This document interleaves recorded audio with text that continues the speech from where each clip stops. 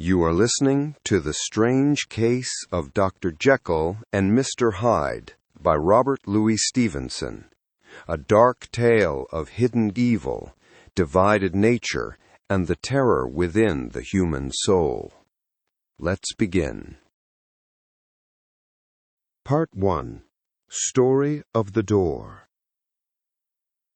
Mr. Utterson, the lawyer, was a man of a rugged countenance that was never lighted by a smile, cold, scanty, and embarrassed in discourse, backward in sentiment, lean, long, dusty, dreary, and yet somehow lovable.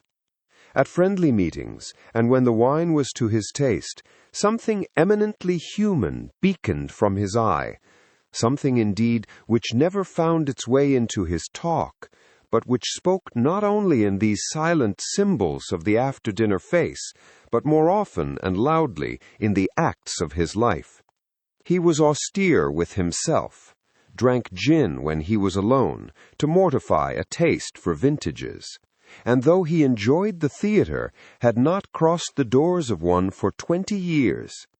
But he had an approved tolerance for others, sometimes wondering almost with envy at the high pressure of spirits involved in their misdeeds, and in any extremity inclined to help rather than to reprove. "I incline to Cain's heresy," he used to say quaintly. "I let my brother go to the devil in his own way." In this character, it was frequently his fortune to be the last reputable acquaintance and the last good influence in the lives of down-going men. And to such as these, so long as they came about his chambers, he never marked a shade of change in his demeanor. No doubt the feat was easy to Mr. Utterson, for he was undemonstrative at the best, and even his friendship seemed to be founded in a similar catholicity of good nature. It is the mark of a modest man to accept his friendly circle ready-made from the hands of opportunity, and that was the lawyer's way. His friends were those of his own blood, or those whom he had known the longest. His affections, like ivy, were the growth of time. They implied no aptness in the object. Hence, no doubt, the bond that united him to Mr. Richard Enfield, his distant kinsman, the well-known man about town. It was a nut to crack for many what these two could see in each other, or what subject they could find in common. It was reported by those who encountered them in their Sunday walks that they said nothing, looked singularly dull, and would hail with obvious relief the appearance of a friend. For all that, the two men put the greatest store by these excursions, counted them the chief jewel of each week, and not only set aside occasions of pleasure, but even resisted the calls of business that they might enjoy them uninterrupted. It chanced on one of these rambles that their way led them down a by-street in a busy quarter of London. The street was small and what is called quiet, but it drove a thriving trade on the weekdays. The inhabitants were all doing well, it seemed, and all emulously hoping to do better still, and laying out the surplus of their gains in coquetry, so that the shop-fronts stood along that thoroughfare with an air of invitation, like rows of smiling saleswomen. Even on Sunday, when it veiled its more florid charms and lay comparatively empty of passage, the street shone out in contrast to its dingy neighborhood, like a fire in a forest, and with its freshly painted shutters, well-polished brasses, and general cleanliness and gaiety of note, instantly caught and pleased the eye of the passenger. 2 doors from one corner. On the left hand, going east, the line was broken by the entry of a court, and just at that point, a certain sinister block of building thrust forward its gable on the street.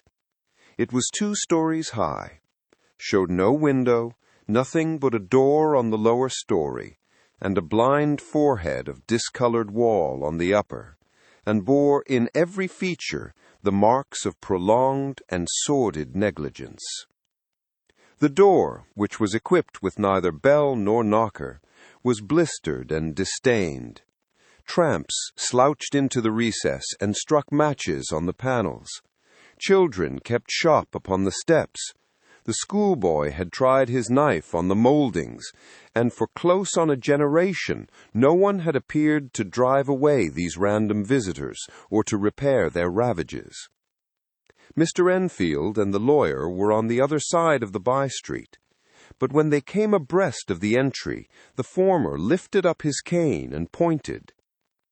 "Did you ever remark that door?" he asked, and when his companion had replied in the affirmative, "It is connected in my mind," added he, "with a very odd story."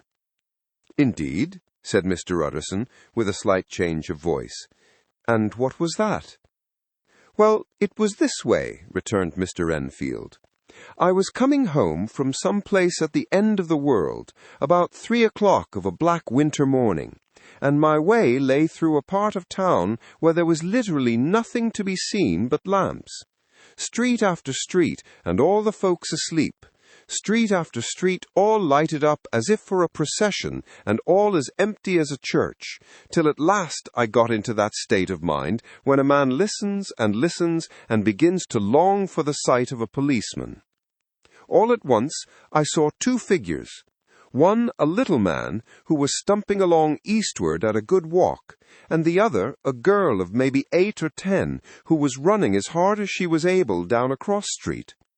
Well, sir, the two ran into one another naturally enough at the corner, and then came the horrible part of the thing, for the man trampled calmly over the child's body and left her screaming on the ground. It sounds nothing to hear, but it was hellish to see. It wasn't like a man. It was like some damned juggernaut.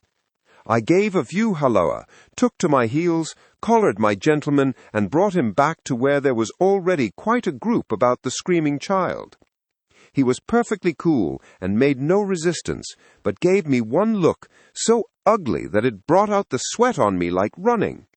The people who had turned out were the girl's own family, and pretty soon the doctor, for whom she had been sent, put in his appearance.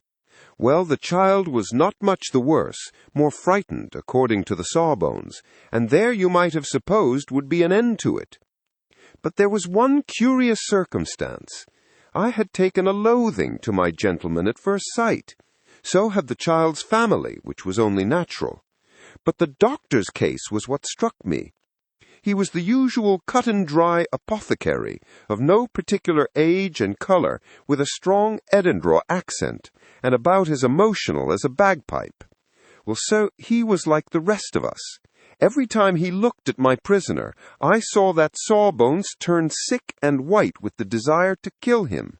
I knew what was in his mind, just as he knew what was in mine, and killing being out of the question, we did the next best. I knew what was in his mind, just as he knew what was in mine, and killing being out of the question, we did the next best. We told the man we could and would make such a scandal out of this as should make his name stink from one end of London to the other. If he had any friends or any credit, we undertook that he should lose them. And all the time, as we were pitching it in red hot, we were keeping the women off him as best we could, for they were as wild as harpies. I never saw a circle of such hateful faces, and there was the man in the middle, with a kind of black, sneering coolness. Frightened, too, I could see that, but carrying it off, sir, really like Satan. "If you choose to make capital out of this accident," said he, "I am naturally helpless. No gentleman but wishes to avoid a scene," says he. "Name your figure." Well, we screwed him up to £100 for the child's family. He would have clearly liked to stick out, but there was something about the lot of us that meant mischief, and at last he struck. The next thing was to get the money, and where do you think he carried us but to that place with the door? Whipped out a key, went in, and presently came back with the matter of £10 in gold and a cheque for the balance on Coots, drawn payable to bearer, and signed with a name that I can't mention, though it's one of the points of my story, but it was a name at least very well known and often printed. The figure was stiff, but the signature was good for more than that, if it was only genuine. I took the liberty of pointing out to my gentleman that the whole business looked apocryphal, and that a man does not, in real life, walk into a cellar door at 4 a.m. and come out of it with another man's cheque for close upon £100. But he was quite easy and sneering. "Set your mind at rest," says he. "I will stay with you till the banks open, and cash cheque myself." So we all set off, the doctor and the child's father, and our friend and myself, and passed the rest of the night in my chambers, and next day, when we had breakfasted, went in a body to the bank. I gave in the cheque myself, and said I had every reason to believe it was a forgery. Not a bit of it. The cheque was genuine. "Tut, tut," said Mr. Utterson. "I see you feel as I do," said Mr. Enfield. "Yes, it's a bad story, for my man was a fellow that nobody could have to do with, a really damnable man, and the person that drew the cheque is the very pink of the proprieties, celebrated too, and, what makes it worse, one of your fellows who do what they call good. Blackmail, I suppose, an honest man paying through the nose for some of the capers of his youth. Blackmail House is what I call that place with the door, in consequence. Though even that, you know, is far from explaining all," he added, and with the words fell into a vein of musing. From this he was recalled by Mr. Utterson asking rather suddenly, "And you don't know if the drawer of the cheque lives there?" "A likely place, isn't it?" returned Mr. Enfield. "But I happen to have noticed his address. He lives in some square or other." "And you never asked about the place with the door?" "No, sir. I had a delicacy," was the reply.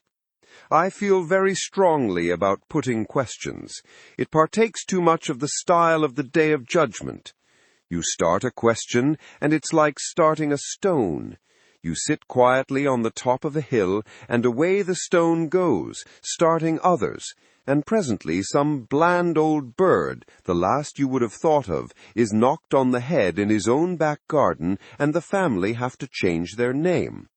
No, sir, I make it a rule of mine. The more it looks like Queer Street, the less I ask." "A very good rule, too," said the lawyer. "But I have studied the place for myself," continued Mr. Enfield. "It seems scarcely a house. There is no other door, and nobody goes in or out of that one but, once in a great while, the gentleman of my adventure. There are 3 windows looking on the court on the first floor, none below. The windows are always shut, but they're clean. And then there's a chimney, which is generally smoking, so somebody must live there. And yet it's not so sure, for the buildings are so packed together about that court that it's hard to say where one ends and another begins." The pair walked on again for a while in silence, and then, "Enfield," said Mr. Utterson, "that's a good rule of yours." "Yes, I think it is," returned Enfield. "But for all that," continued the lawyer, "there's one point I want to ask. I want to ask the name of that man who walked over the child." "Well," said Mr. Enfield, "I can't see what harm it would do. It was a man of the name of Hyde." Said Mr. Utterson. "What sort of a man is he to see?" "He is not easy to describe. There is something wrong with his appearance, something displeasing, something downright detestable. I never saw a man I so disliked, and yet I scarce know why. He must be deformed somewhere. He gives a strong feeling of deformity, although I couldn't specify the point. He's an extraordinary-looking man, and yet I really can name nothing out of the way. No, sir, I can't make no hand of it. I can't describe him, and it's not want of memory, for I declare I can see him this moment." Mr. Utterson again walked some way in silence, and obviously under a weight of consideration. "You are sure he used a key?" he inquired at last. "My dear sir," began Enfield, surprised out of himself.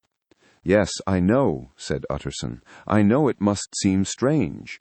The fact is, if I do not ask you the name of the other party, it is because I know it already. You see, Richard, your tale has gone home. If you have been inexact in any point, you had better correct it." "I think you might have warned me," returned the other, with a touch of sullenness. "But I have been pedantically exact, as you call it. The fellow had a key, and what's more, he has it still. I saw him use it, not a week ago." Mr. Utterson sighed deeply, but said never a word, and the young man presently resumed. "Here is another lesson to say nothing," said he. "I am ashamed of my long tongue. Let us make a bargain never to refer to this again." "With all my heart," said the lawyer. "I shake hands on that, Richard." Part 2. Search for Mr. Hyde. That evening, Mr. Utterson came home to his bachelor house in somber spirits and sat down to dinner without relish.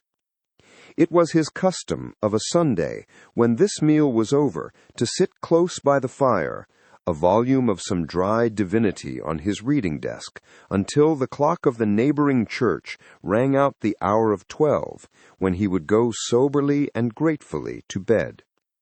On this night, however, as soon as the cloth was taken away, he took up a candle and went into his business room. There he opened his safe, took from the most private part of it a document endorsed on the envelope as Dr. Jekyll's will, and sat down with a clouded brow to study its contents.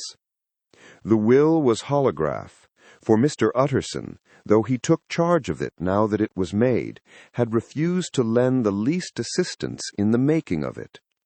It provided not only that, in case of the decease of Henry Jekyll, M.D., D.C.L., LL.D., F.R.S., etc., all his possessions were to pass into the hands of his friend and benefactor Edward Hyde, but that in case of Dr. Jekyll's disappearance or unexplained absence for any period exceeding 3 calendar months, the said Edward Hyde should step into the said Henry Jekyll's shoes without further delay, and free from any burthen or obligation beyond the payment of a few small sums to the members of the doctor's household. This document had long been the lawyer's eyesore. It offended him both as a lawyer and as a lover of the sane and customary sides of life, to whom the fanciful was the immodest. And hitherto it was his ignorance of Mr. Hyde that had swelled his indignation. Now, by a sudden turn, it was his knowledge. It was already bad enough when the name was but a name of which he could learn no more. It was worse when it began to be clothed upon with detestable attributes, and out of the shifting, insubstantial mists that had so long baffled his eye, there leaped up the sudden, definite presentation of a fiend. "I thought it was madness," he said, as he replaced the obnoxious paper in the safe, "and now I begin to fear it is disgrace." With that he blew out his candle, put on a greatcoat, and set forth in the direction of Cavendish Square, that citadel of medicine, where his friend, the great Dr. Lanyon, had his house, and received his crowding patients. If anyone knows, it will be Lanyon, he had thought. The solemn butler knew and welcomed him. He was subjected to no stage of delay, but ushered direct from the door to the dining-room, where Dr. Lanyon sat alone over his wine. This was a hearty, healthy, dapper, red-faced gentleman, with a shock of hair prematurely white, and a boisterous and decided manner. At sight of Mr. Utterson, he sprang up from his chair and welcomed him with both hands. The geniality, as was the way of the man, was somewhat theatrical to the eye, but it reposed on genuine feeling. For these two were old friends, old mates both at school and college, both thorough respecters of themselves and of each other, and, what does not always follow, men who thoroughly enjoyed each other's company. After a little rambling talk, the lawyer led up to the subject which so disagreeably preoccupied his mind. "I suppose, Lanyon," he said, "you and I must be the two oldest friends that Henry Jekyll has." "I wish the friends were younger," chuckled Dr. Lanyon, "but I suppose we are. And what of that? I see little of him now." "Indeed," said Utterson. "I thought you had a bond of common interest." "We had," was the reply.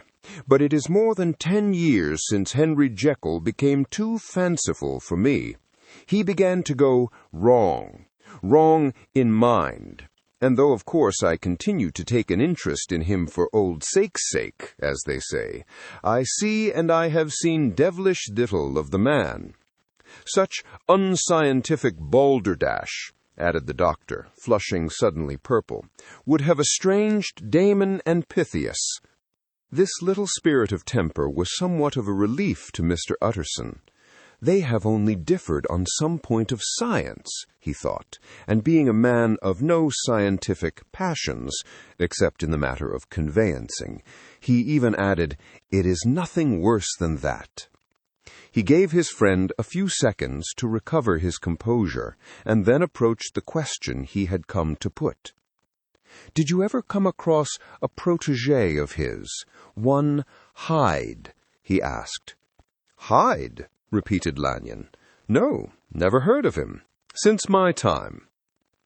That was the amount of information that the lawyer carried back with him to the great dark bed on which he tossed and fro until the small hours of the morning began to grow large. It was a night of little ease to his toiling mind, toiling in mere darkness and besieged by questions. 6 o'clock struck on the bells of the church that was so conveniently near to Mr. Utterson's dwelling, and still he was digging at the problem. Hitherto it had touched him on the intellectual side alone, but now his imagination also was engaged, or rather enslaved, and as he lay and tossed in the gross darkness of the night and the curtained room, Mr. Enfield's tale went by before his mind in a scroll of lighted pictures. He would be aware of the great field of lamps of a nocturnal city, then of the figure of a man walking swiftly, then of a child running from the doctor's, and then these met, and that human juggernaut trod the child down and passed on regardless of her screams. Or else he would see a room in a rich house where his friend lay asleep, dreaming and smiling at his dreams, and then the door of that room would be opened, the curtains of the bed plucked apart, the sleeper recalled, and lo, there would stand by his side a figure to whom power was given, and even at that dead hour he must rise and do its bidding.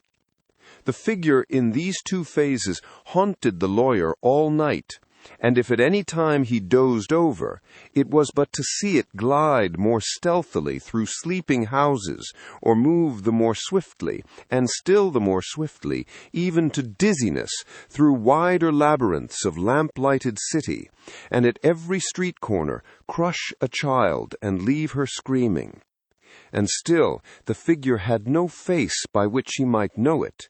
Even in his dreams it had no face, or one that baffled him and melted before his eyes, and thus it was that there sprang up and grew apace in the lawyer's mind a singularly strong, almost an inordinate curiosity to behold the features of the real Mr. Hyde. If he could but once set eyes on him, he thought the mystery would lighten, and perhaps roll altogether away, as was the habit of mysterious things when well examined.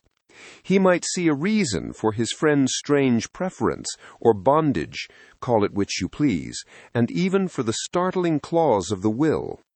At least it would be a face worth seeing, the face of a man who was without bowels of mercy, a face which had but to show itself to raise up in the mind of the unimpressionable Enfield a spirit of enduring hatred. From that time forward, Mr. Utterson began to haunt the door in the by-street of shops. In the morning before office hours, at noon when business was plenty and time scarce, At night, under the face of the fogged city moon, by all lights and at all hours of solitude or concourse, the lawyer was to be found on his chosen post. If he be Mr. Hyde, he had thought, I shall be Mr. Seek. And at last his patience was rewarded. It was a fine dry night, frost in the air, the streets as clean as a ballroom floor, the lamps unshaken by any wind, drawing a regular pattern of light and shadow. By 10 o'clock, when the shops were closed, the by-street was very solitary, and in spite of the low growl of London from all around, very silent. Small sounds carried far. Domestic sounds out of the houses were clearly audible on either side of the roadway, and the rumor of the approach of any passenger preceded him by a long time. Mr. Utterson had been some minutes at his post when he was aware of an odd, light footstep drawing near. In the course of his nightly patrols, he had long grown accustomed to the quaint effect with which the footfalls of a single person, while he is still a great way off, suddenly spring out distinct from the vast hum and clatter of the city. Yet his attention had never before been so sharply and decisively arrested, and it was with a strong, superstitious prevision of success that he withdrew into the entry of the court. The steps drew swiftly nearer and swelled out suddenly louder as they turned the end of the street. The lawyer, looking forth from the entry, could soon see what manner of man he had to deal with. He was small and very plainly dressed, and the look of him, even at that distance, went somehow strongly against the watcher's inclination. But he made straight for the door, crossing the roadway to save time. And as he came, he drew a key from his pocket like one approaching home. Mr. Utterson stepped out and touched him on the shoulder as he passed. "Mr. Hyde, I think." Mr. Hyde shrank back with a hissing intake of the breath, but his fear was only momentary, and though he did not look the lawyer in the face, he answered coolly enough, "That is my name. What do you want?" "I see you are going in," returned the lawyer.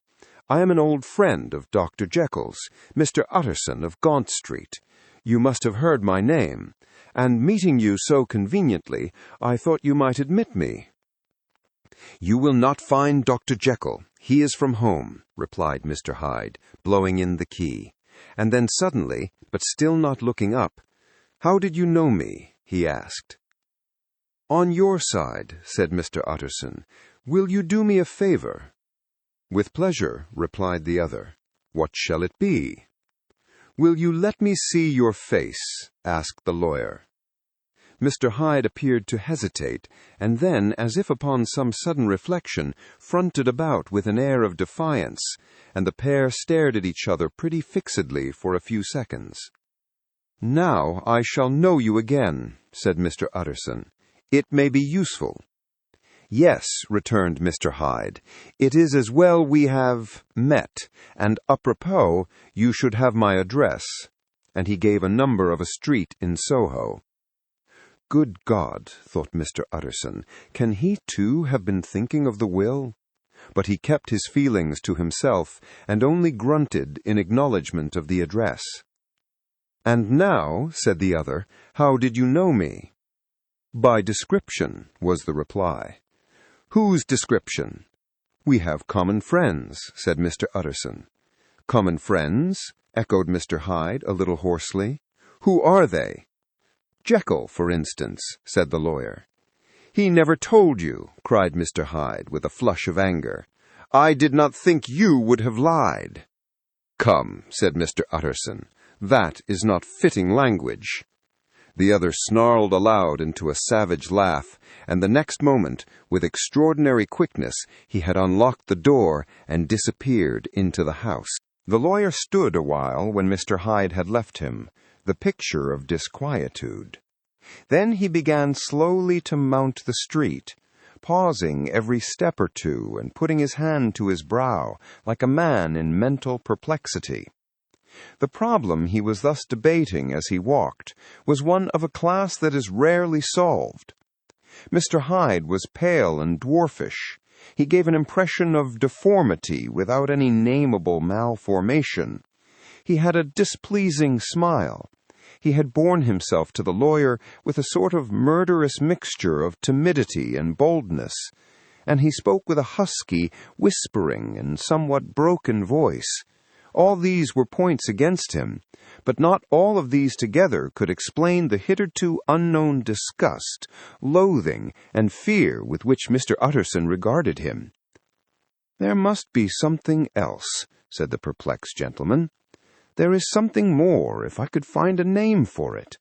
God bless me, the man seems hardly human. Troglodytic, shall we say? Or can it be the old story of Dr. Fell?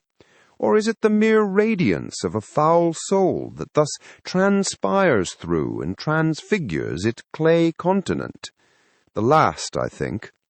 For, oh, my poor old Harry Jekyll, if I ever read Satan's signature upon a face, it is on that of your new friend."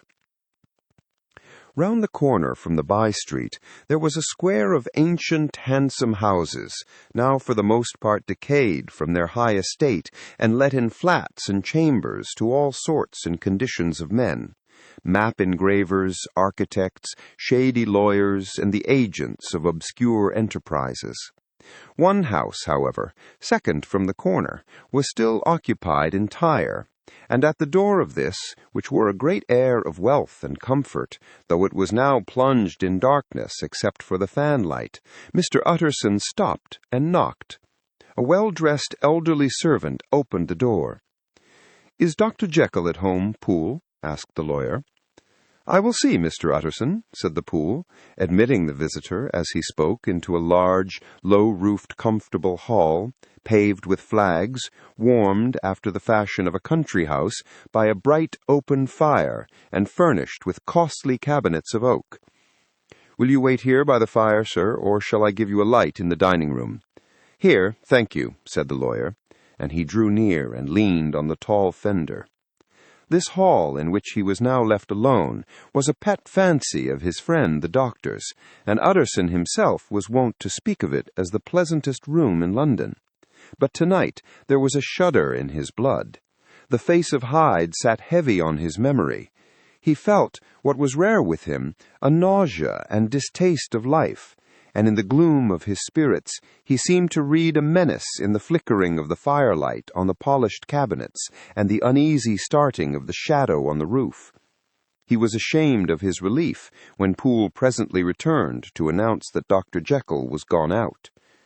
"I saw Mr. Hyde go in by the old dissecting-room door, Poole. Is that right, when Dr. Jekyll is from home?" "Quite right, Mr. Utterson," said the servant. "Mr. Hyde has a key." "Your master seems to repose a great deal of trust in that young man, Poole," resumed the other musingly. "Yes, sir, he do indeed," said Poole. "We have all orders to obey him."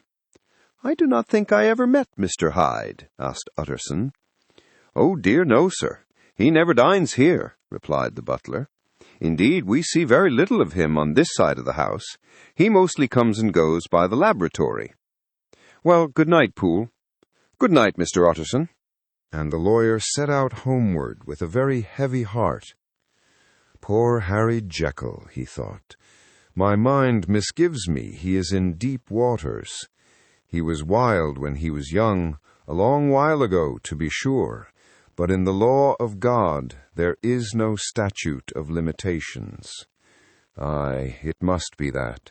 The ghost of some old sin, the cancer of some concealed disgrace, punishment coming, payday cloudo, years after memory has forgotten, and self-love condoned the fault."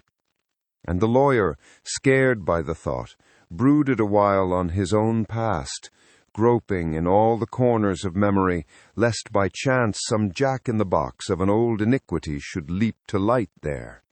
His past was fairly blameless. Few men could read the rolls of their life with less apprehension.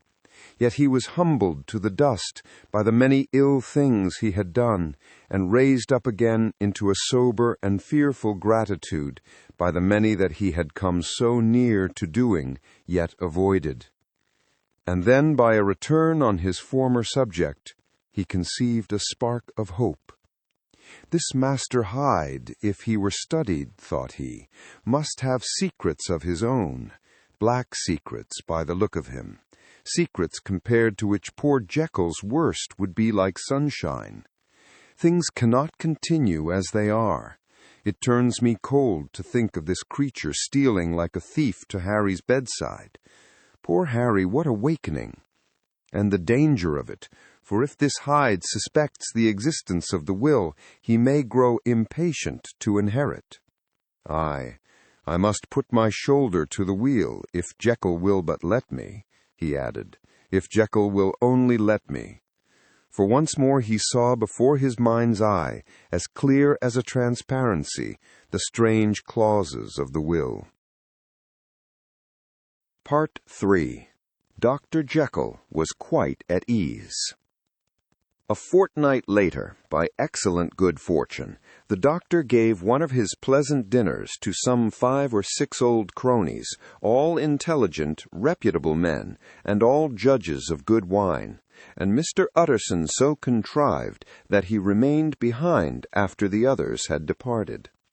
This was no new arrangement, but a thing that had befallen many scores of times. Where Utterson was liked, he was liked well. Hosts loved to detain the dry lawyer, when the light-hearted and the loose-tongued had already their foot on the threshold. They liked to sit a while in his unobtrusive company, practicing for solitude, sobering their minds in the man's rich silence after the expense and strain of gaiety. To this rule Dr. Jekyll was no exception, and as he now sat on the opposite side of the fire, a large, well-made, smooth-faced man of 50, with something of a slyish cast, perhaps, but every mark of capacity and kindness, you could see by his looks that he cherished for Mr. Utterson a sincere and warm affection. "I have been wanting to speak to you, Jekyll," began the latter. "You know that will of yours." A close observer might have gathered that the topic was distasteful, but the doctor carried it off gaily. "My poor Utterson," said he, "you are unfortunate in such a client. I never saw a man so distressed as you were by my will, unless it were that hide-bound pedant Lanyon, at what he called my scientific heresies. Oh, I know he's a good fellow, you needn't frown, an excellent fellow, and I always mean to see more of him, but a hide-bound pedant for all that, an ignorant, blatant pedant. I was never more disappointed in any man than Lanyon." "You know I never approved of it," pursued Utterson, ruthlessly disregarding the fresh topic. "My will?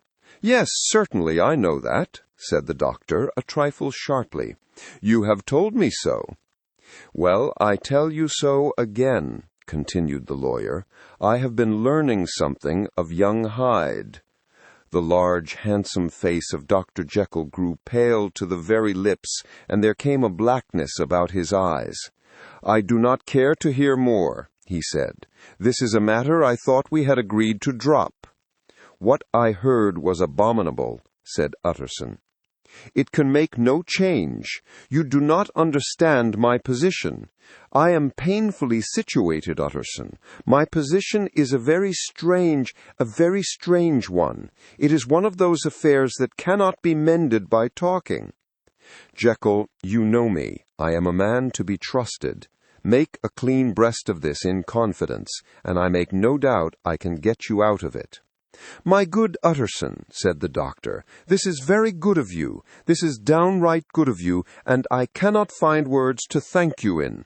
I believe you fully. I would trust you before any man alive, before myself, if I could make the choice. But indeed, it's not what you fancy. It's not so bad as that.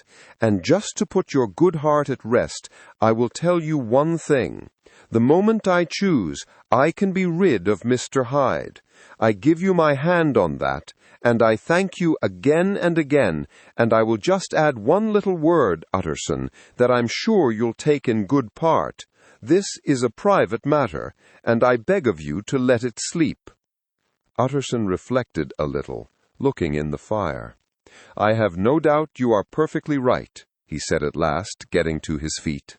"Well, but since we have touched upon this business, and for the last time, I hope," continued the doctor, "there is one point I should like you to understand. I have really a very great interest in poor Hyde. I know you have seen him. He told me so, and I fear he was rude. But I do sincerely take a very great interest in that young man.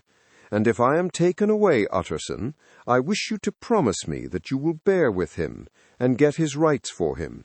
I think you would if you knew all, and it would be a weight off my mind if you would promise." "I can't pretend that I shall ever like him," said the lawyer. "I don't ask that," pleaded Jekyll, laying his hand upon the other's arm. "I only ask for justice. I only ask you to help him, for my sake, when I am no longer here." Utterson heaved an irrepressible sigh. "Well," said he, "I promise."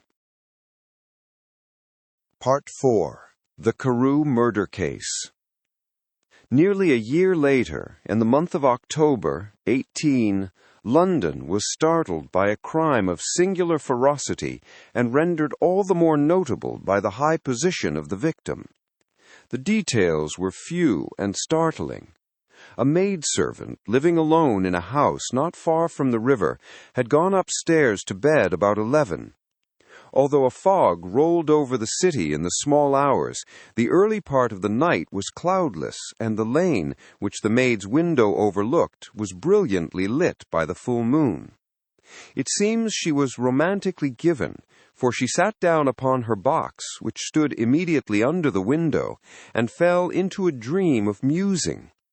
Never, she used to say, with streaming tears when she narrated that experience, never had she felt more at peace with all men or thought more kindly of the world. And as she so sat, she became aware of an aged and beautiful gentleman with white hair drawing near along the lane, and advancing to meet him, another and very small gentleman, to whom at first she paid less attention. When they had come within speech, which was just under the maid's eyes, the older man bowed and accosted the other with a very pretty manner of politeness. It did not seem as if the subject of his address were of great importance. Indeed, from his pointing, it sometimes appeared as if he were only inquiring his way. But the moon shone on his face as he spoke, and the girl was pleased to watch it. It seemed to breathe such an innocent and old-world kindness of disposition, yet with something high, too, as of a well-founded self-content. Presently her eye wandered to the other, and she was surprised to recognize in him a certain Mr. Hyde, who had once visited her master, and for whom she had conceived a dislike. He had in his hand a heavy cane, with which he was trifling, but he answered never a word, and seemed to listen with an ill-contained impatience. And then, all of a sudden, he broke out in a great flame of anger, stamping with his foot, brandishing the cane, and carrying on, as the maid described it, like a madman. The old gentleman took a step back, with the air of one very much surprised and a trifle hurt. And at that Mr. Hyde broke out of all bounds and clubbed him to the earth. And next moment, with ape-like fury, he was trampling his victim underfoot and hailing down a storm of blows, under which the bones were audibly shattered and the body jumped upon the roadway. At the horror of these sights and sounds, the maid fainted. It was 2:00 when she came to herself and called for the police. The murderer was gone long ago, but there lay his victim in the middle of the lane, incredibly mangled. The stick with which the deed had been done, although it was of some rare and very tough and heavy wood, had broken in the middle under the stress of this insensate cruelty, and one splintered half had rolled in the neighboring gutter. The other, without doubt, had been carried away by the murderer. A purse and gold watch were found upon the victim, but no cards or papers, except the sealed and stamped envelope which he had been probably carrying to the post, and which bore the name and address of Mr. Utterson. This was brought to the lawyer the next morning, before he was out of bed, and he had no sooner seen it and been told the circumstances than he shot out a solemn lip. "I shall say nothing till I have seen the body," said he. "This may be very serious. Have the kindness to wait while I dress." And with the same grave countenance he hurried through his breakfast and drove to the police station, whither the body had been carried. As soon as he came into the cell, he nodded. "Yes," said he, "I recognize him. I am sorry to say that this is Sir Danvers Carew." "Good God, sir!" exclaimed the officer. "Is it possible?" And the next moment his eye lighted up with professional ambition.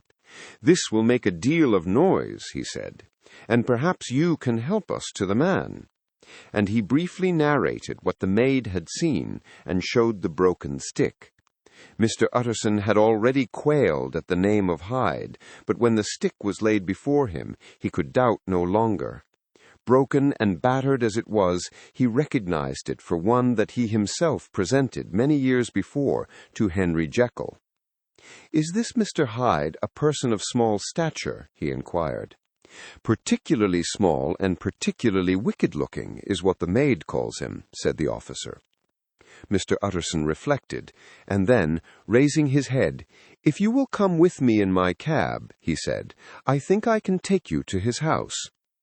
It was by this time about 9 in the morning, and the first fog of the season. A great chocolate-colored pall lowered over heaven, but the wind was continually charging and routing these embattled vapors, so that as the cab crawled from street to street, Mr. Utterson beheld a marvelous number of degrees and hues of twilight, for here it would be dark like the back end of evening, and there would be a glow of a rich lurid brown, like the light of some strange conflagration, and here for a moment the fog would be quite broken up, and a haggard shaft of daylight would glance in between the swirling wreaths.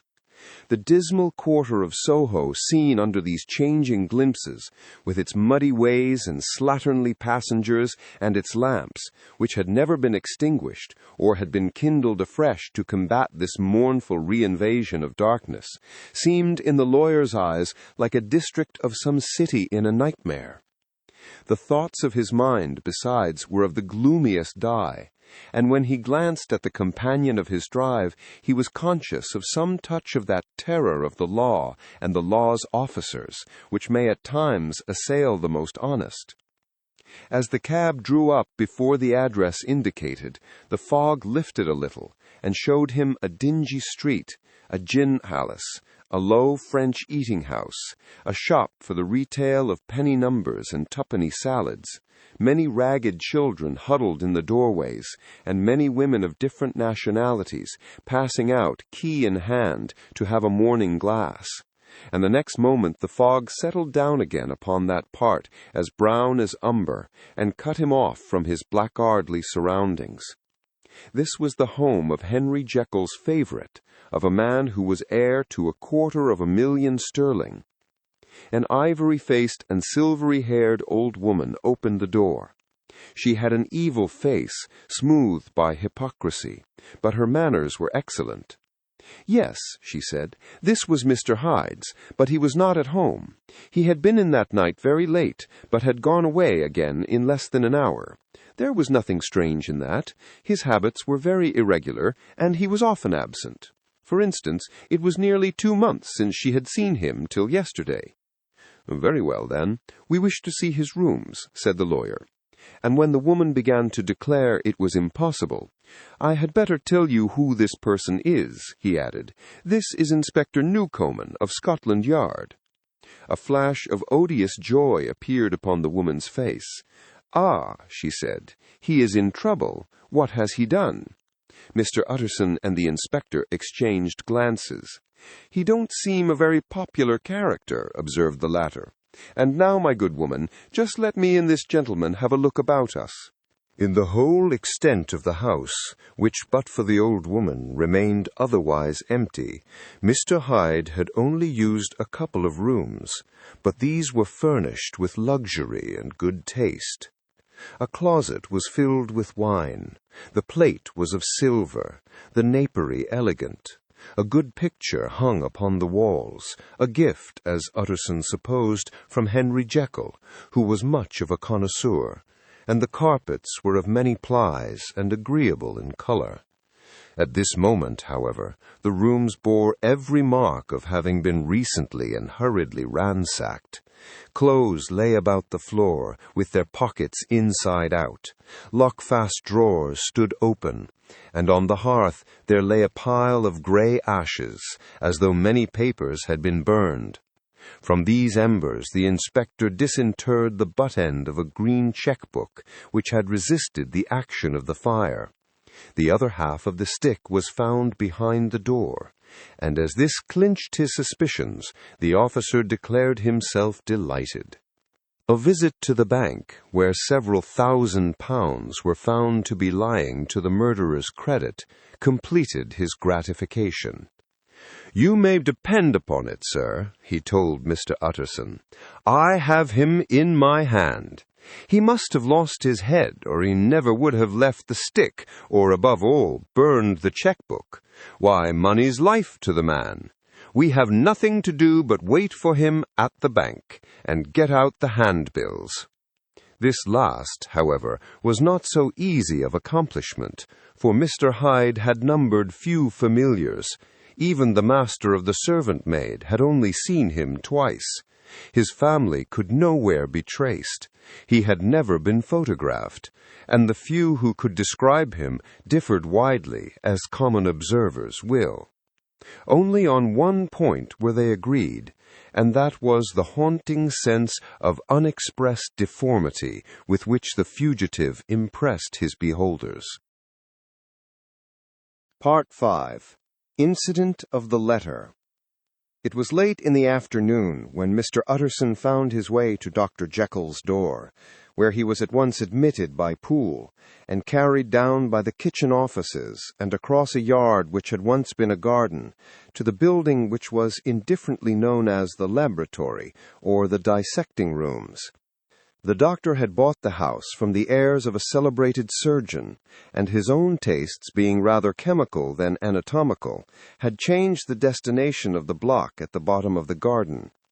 It was the first time that the lawyer had been received in that part of his friend's quarters, and he eyed the dingy, windowless structure with curiosity, and gazed round with a distasteful sense of strangeness as he crossed the theatre, once crowded with eager students, and now lying gaunt and silent, the tables laden with chemical apparatus, the floor strewn with crates and littered with packing straw, and the light falling dimly through the foggy cupola.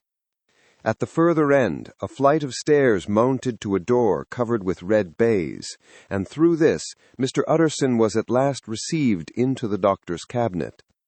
It was a large room, fitted round with glass presses, furnished, among other things, with a cheval glass and a business table, and looking out upon the court by 3 dusty windows barred with iron. A fire burned in the grate, a lamp was set lighted on the chimney-shelf, for even in the houses the fog began to lie thickly. And there, close up to the warmth, sat Dr. Jekyll, looking deadly sick. He did not rise to meet his visitor, but held out a cold hand and bade him welcome in a changed voice.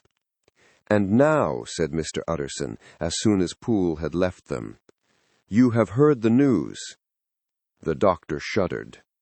"They were crying it in the square," he said. "I heard them in my dining-room." "One word," said the lawyer. "Carew was my client, but so are you, and I want to know what I'm doing. You have not been mad enough to hide this fellow." "Utterson, I swear to God," cried the doctor, "I swear to God I will never set eyes on him again. I bind my honor to you that I am done with him in this world. It is all at an end. And indeed, he does not want my help. You do not know him as I do. He is safe. He is quite safe. Mark my words, he will never more be heard of."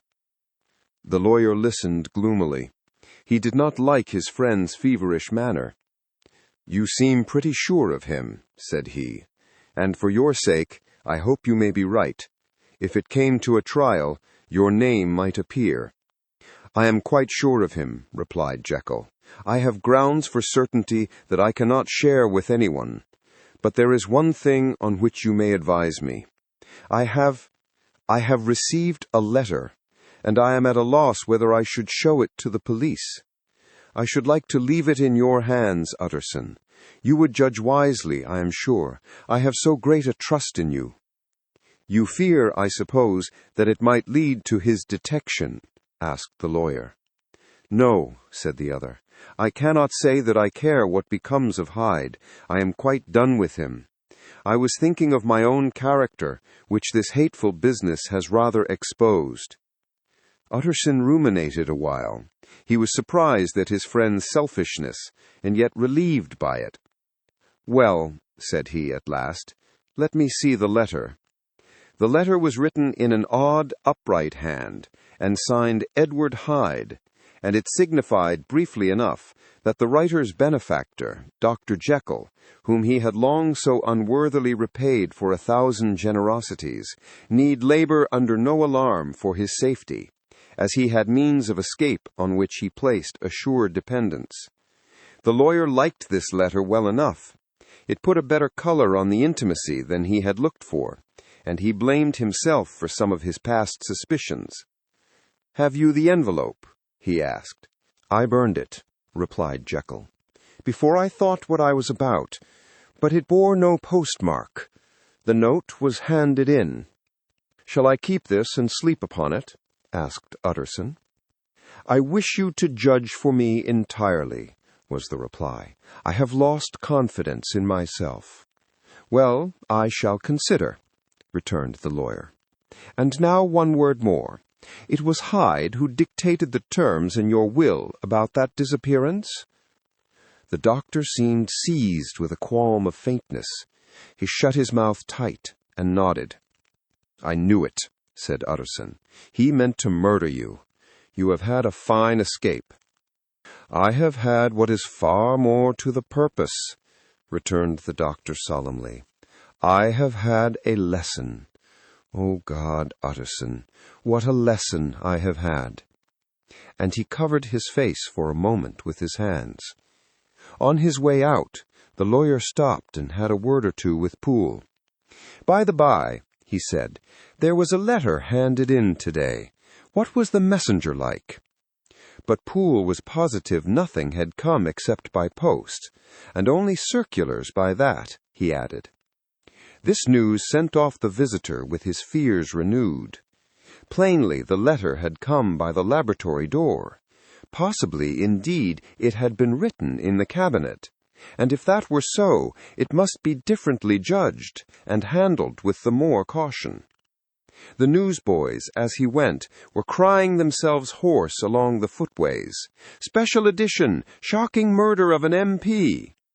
That was the funeral oration of one friend and client, and he could not help a certain apprehension lest the good name of another should be sucked down in the eddy of the scandal. It was, at least, a ticklish decision that he had to make, and self-reliant as he was by habit, he began to cherish a longing for advice. It was not to be had directly, but perhaps, he thought, it might be fished for. Presently after, he sat on one side of his own hearth, with Mr. Guest, his head clerk, upon the other, and midway between, at a nicely calculated distance from the fire, a bottle of a particular old wine that had long dwelt unsunned in the foundations of his house. The fog still slept on the wing above the drowned city, where the lamps glimmered like carbuncles. And through the muffle and smother of these fallen clouds, the procession of the town's life was still rolling in through the great arteries with a sound as of a mighty wind. But the room was gay with firelight. In the bottle the acids were long ago resolved. The imperial dye had softened with time as the color grows richer in stained windows, and the glow of hot autumn afternoons on hillside vineyards was ready to be set free and to disperse the fogs of London. Insensibly the lawyer melted. There was no man from whom he kept fewer secrets than Mr. Guest, and he was not always sure that he kept as many as he meant. Guest had often been on business to the doctor's. He knew Poole. He could scarce have failed to hear of Mr. Hyde's familiarity about the house. He might draw conclusions. Was it not as well, then, that he should see a letter which put that mystery to rights? And above all, since Guest, being a great student and critic of handwriting, would consider the step natural and obliging. The clerk, besides, was a man of counsel. He would scarce read so strange a document without dropping a remark, and by that remark Mr. Utterson might shape his future course. "This is a sad business about Sir Danvers," he said. "Yes, sir, indeed. It has elicited a great deal of public feeling," returned Guest. "The man, of course, was mad." "I should like to hear your views on that," replied Utterson. "I have a document here in his handwriting. It is between ourselves, for I scarce know what to do about it. It is an ugly business at the best, but there it is, quite in your way, a murderer's autograph." Guest's eyes brightened, and he sat down at once and studied it with passion. "No, sir," he said, "not mad, but it is an odd hand." "And by all accounts a very odd writer," added the lawyer. Just then the servant entered with a note. "Is that from Dr. Jekyll, sir?" inquired the clerk. "I thought I knew the writing. Anything private, Mr. Utterson?" "Only an invitation to dinner. Why, do you want to see it?" "One moment, I thank you, sir." And the clerk laid the 2 sheets of paper alongside and sedulously compared their contents. "Thank you, sir," he said at last, returning both. "It is a very interesting autograph." There was a pause, during which Mr. Utterson struggled with himself. "Why did you compare them, Guest?" he inquired suddenly. "Well, sir, there's a rather singular resemblance. The 2 hands are in many points identical, only differently sloped." "Rather quaint," said Utterson. "It is, as you say, rather quaint," returned Guest. "I wouldn't speak of this note, you know," said the master. "No, sir, I understand." But no sooner was Mr. Utterson alone that night than he locked the note into his safe, where it reposed from that time forward. "What?" he thought. "Henry Jekyll forge for a murderer?" And his blood ran cold in his veins. Part 6. Remarkable Incident of Dr. Lanyon. Time ran on. Thousands of pounds were offered in reward, for the death of Sir Danvers was resented as a public injury. But Mr. Hyde had disappeared out of the ken of the police as though he had never existed. Much of his past was unearthed, indeed, and all disreputable. Tales came out of the man's cruelty, at once so callous and violent, of his vile life, of his strange associates, of the hatred that seemed to have surrounded his career, but of his present whereabouts, not a whisper. From the time he had left the house in Soho on the morning of the murder, he was simply blotted out, and gradually, as time drew on, Mr. Utterson began to recover from the hotness of his alarm, and to grow more at quiet with himself. The death of Sir Danvers was, to his way of thinking, more than paid for by the disappearance of Mr. Hyde. Now that evil influence had been withdrawn, a new life began for Dr. Jekyll. He came out of his seclusion, renewed relations with his friends, became once more their familiar guest and entertainer, and whilst he had always been known for charities, he was now no less distinguished for religion. He was busy, he was much in the open air, he did good. His face seemed to open and brighten, as if with an inward consciousness of service, and for more than 2 months the doctor was at peace. On the 8th of January, Utterson had dined at the doctor's with a small party. Lanyon had been there, and the face of the host had looked from one to the other as in the old days, when the trio were inseparable friends. On the 12th, and again on the 14th, the door was shut against the lawyer. The doctor was confined to the house, Poole said, and saw no one. On the 15th, he tried again, and was again refused, and having now been used for the last 2 months to see his friend almost daily, he found this return of solitude to weigh upon his spirits. The 5th night he had guests to dine with him, and the 6th he betook himself to Dr. Lanyon's. There at least he was not denied admittance, but when he came in, he was shocked at the change which had taken place in the doctor's appearance. He had his death warrant written legibly upon his face. The rosy man had grown pale. His flesh had fallen away. He was visibly balder and older, and yet it was not so much these tokens of a swift physical decay that arrested the lawyer's notice, as a look in the eye and quality of manner that seemed to testify to some deep-seated terror of the mind. It was unlikely that the doctor should fear death, and yet that was what Utterson was tempted to suspect.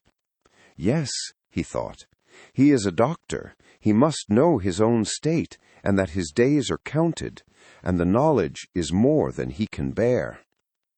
And yet when Utterson remarked on his ill looks, it was with an air of greatness that Lanyon declared himself a doomed man.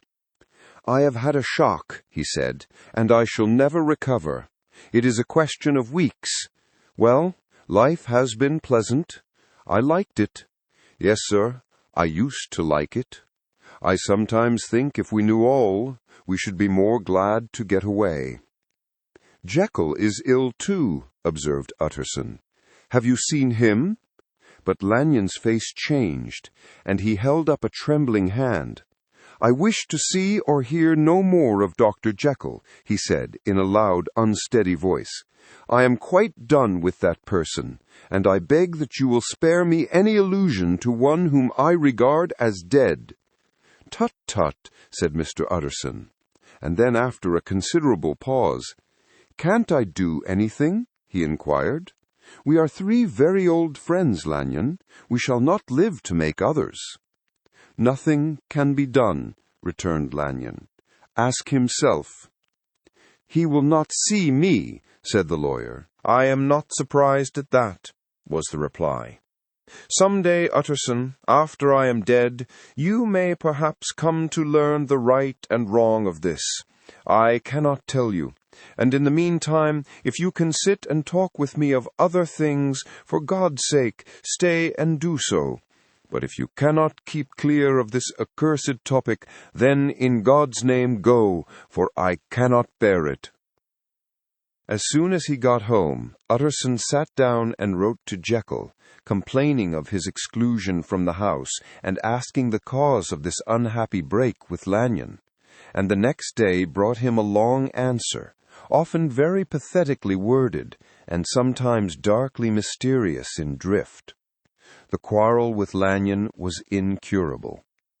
"I do not blame our old friend," Jekyll wrote, "but I share his view that we must never meet. I mean from henceforth to lead a life of extreme seclusion. You must not be surprised, nor must you doubt my friendship, if my door is often shut even to you. You must suffer me to go my own dark way. I have brought on myself a punishment and a danger that I cannot name. If I am the chief of sinners, I am the chief of sufferers also. I could not think that this earth contained a place for sufferings and terrors so unmanning. And you can do but one thing, Utterson, to lighten this destiny, and that is to respect my silence." Utterson was mazed. The dark influence of Hyde had been withdrawn. The doctor had returned to his old tasks and amities. A week ago, the prospect had smiled with every promise of a cheerful and an honored age, and now in a moment friendship and peace of mind and the whole tenor of his life were wrecked. So great and unprepared a change pointed to madness, but in view of Lanyon's manner and words, there must lie for it some deeper ground. A week afterwards, Dr. Lanyon took to his bed, and in something less than a fortnight he was dead. The night after the funeral, at which he had been sadly affected, Utterson locked the door of his business room, and sitting there by the light of a melancholy candle, drew out and set before him an envelope addressed by the hand and sealed with the seal of his dead friend. Private, for the hands of G.J. Utterson alone, and in case of his predecease, to be destroyed unread, so it was emphatically superscribed, and the lawyer dreaded to behold the contents. "I have buried one friend today," he thought. "What if this should cost me another?" And then he condemned the fear as a disloyalty, and broke the seal. Within there was another enclosure, likewise sealed, and marked on the cover as "Not to be opened till the death or disappearance of Dr. Henry Jekyll." Utterson could not trust his eyes. Yes, it was disappearance. Here again, as in the mad will which he had long ago restored to its author, here again were the idea of a disappearance and the name of Henry Jekyll bracketed. But in the will, that idea had sprung from the sinister suggestion of the man Hyde. It was set there with a purpose all too plain and horrible. Written by the hand of Lanyon, what should it mean? A great curiosity came on the trustee to disregard the prohibition and dive at once to the bottom of these mysteries. But professional honor and faith to his dead friend were stringent obligations, and the packet slept in the inmost corner of his private safe. It is one thing to mortify curiosity, another to conquer it. And it may be doubted if, from that day forth, Utterson desired the society of his surviving friend with the same eagerness. He thought of him kindly, but his thoughts were disquieted and fearful. He went to call, indeed, but he was perhaps relieved to be denied admittance. Perhaps in his heart he preferred to speak with Poole upon the doorstep, and surrounded by the air and sounds of the open city, rather than to be admitted into that house of voluntary bondage, and to sit and speak with its inscrutable recluse. Poole had indeed no very pleasant news to communicate. The doctor, it appeared, now more than ever confined himself to the cabinet over the laboratory, where he would sometimes even sleep. He was out of spirits. He had grown very silent. He did not read. It seemed as if he had something on his mind. Utterson became so used to the unvarying character of these reports that he fell off little by little in the frequency of his visits. Part 7. Incident at the Window. It chanced on Sunday, when Mr. Utterson was on his usual walk with Mr. Enfield, that their way lay once again through the by-street, and that when they came in front of the door, both stopped to gaze on it. "Well," said Enfield, "that story's at an end, at least. We shall never see more of Mr. Hyde." "I hope not," said Utterson. "Did I ever tell you that I once saw him and shared your feeling of repulsion?" "It was impossible to do the one without the other," returned Enfield. "And by the way, what an ass you must have thought me not to know that this was a back way to Dr. Jekyll's. It was partly your own fault that I found it out even when I did." "So you found it out, did you?" said Utterson. "But if that be so, we may step into the court and take a look at the windows. To tell you the truth, I am uneasy about poor Jekyll, and even outside I feel as if the presence of a friend might do him good."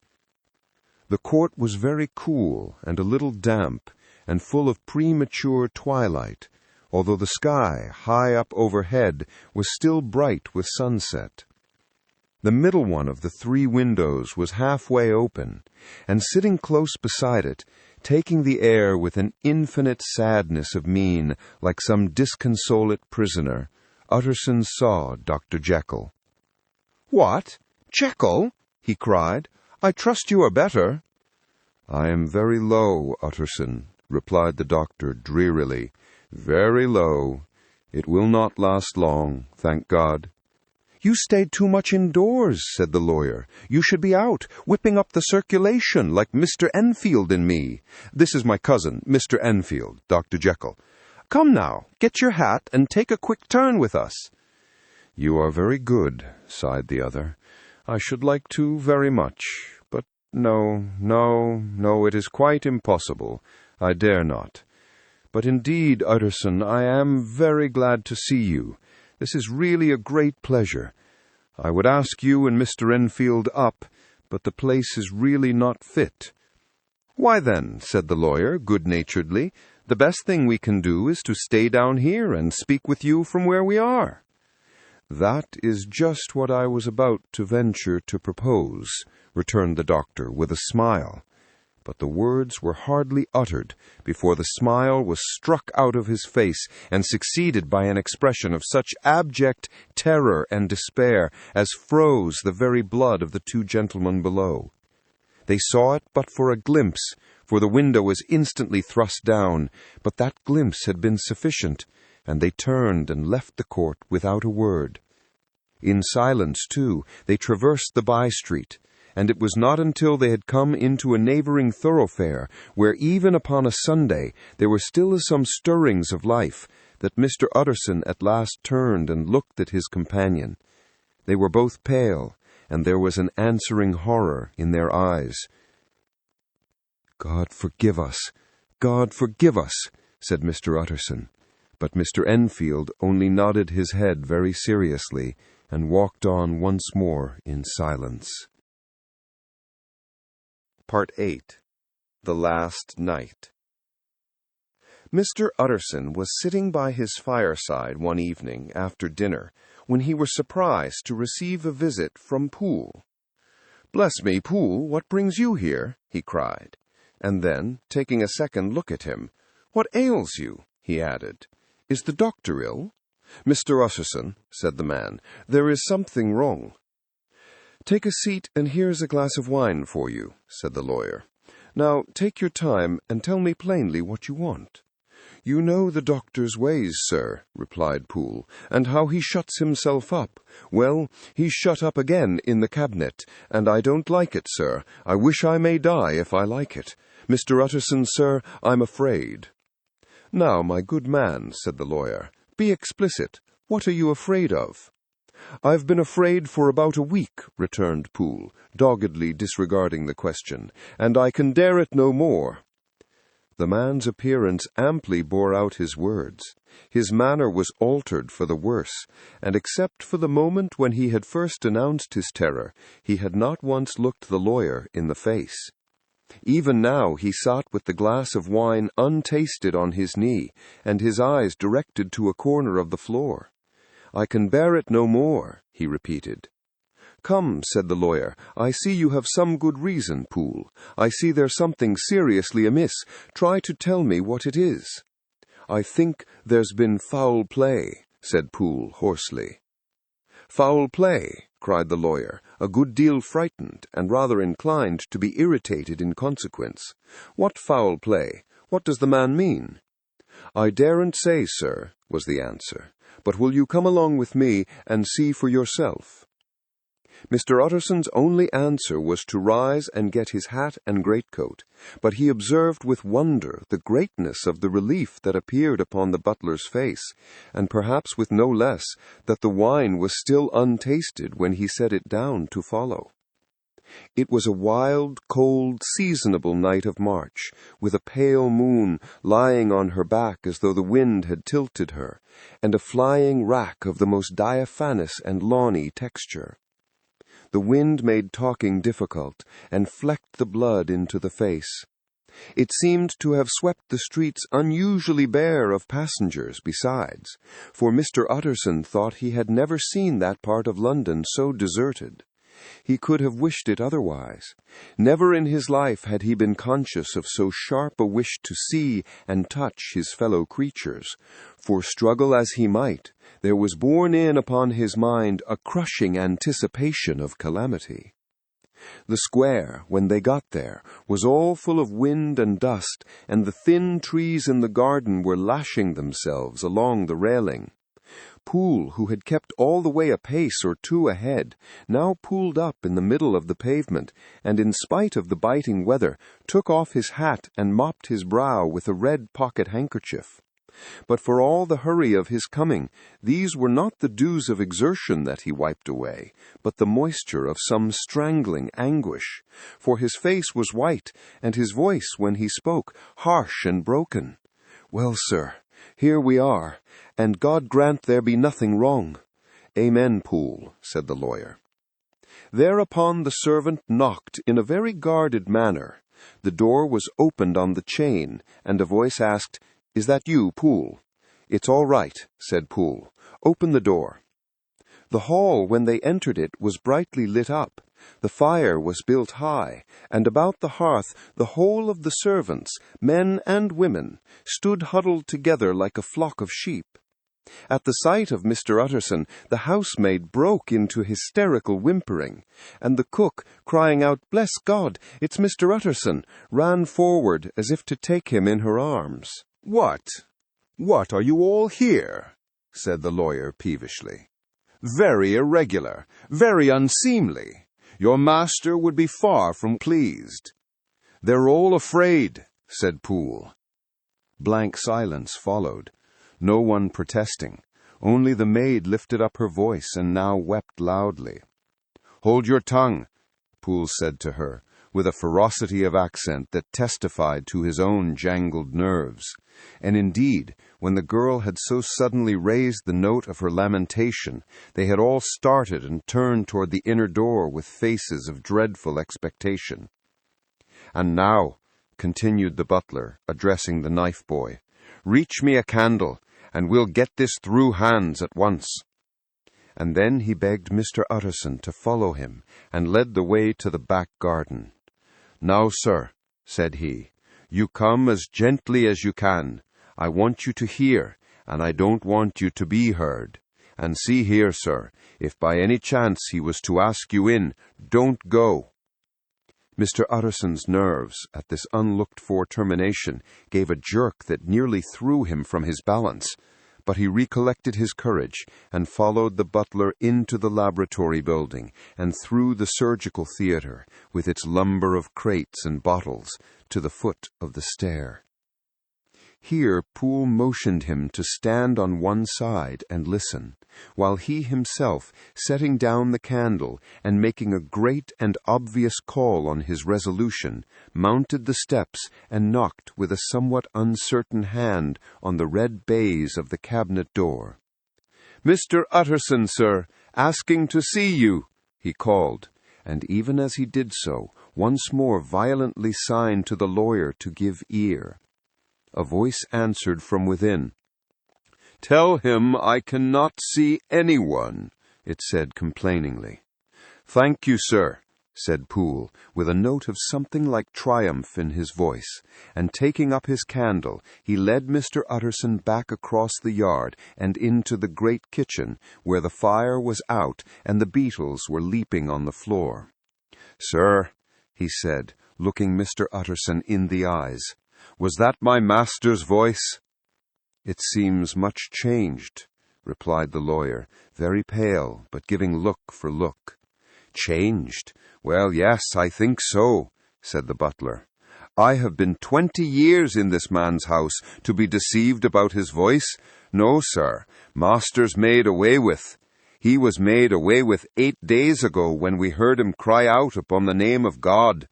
And who's in there instead of him, and why it stays there, is a thing that cries to heaven, Mr. Utterson."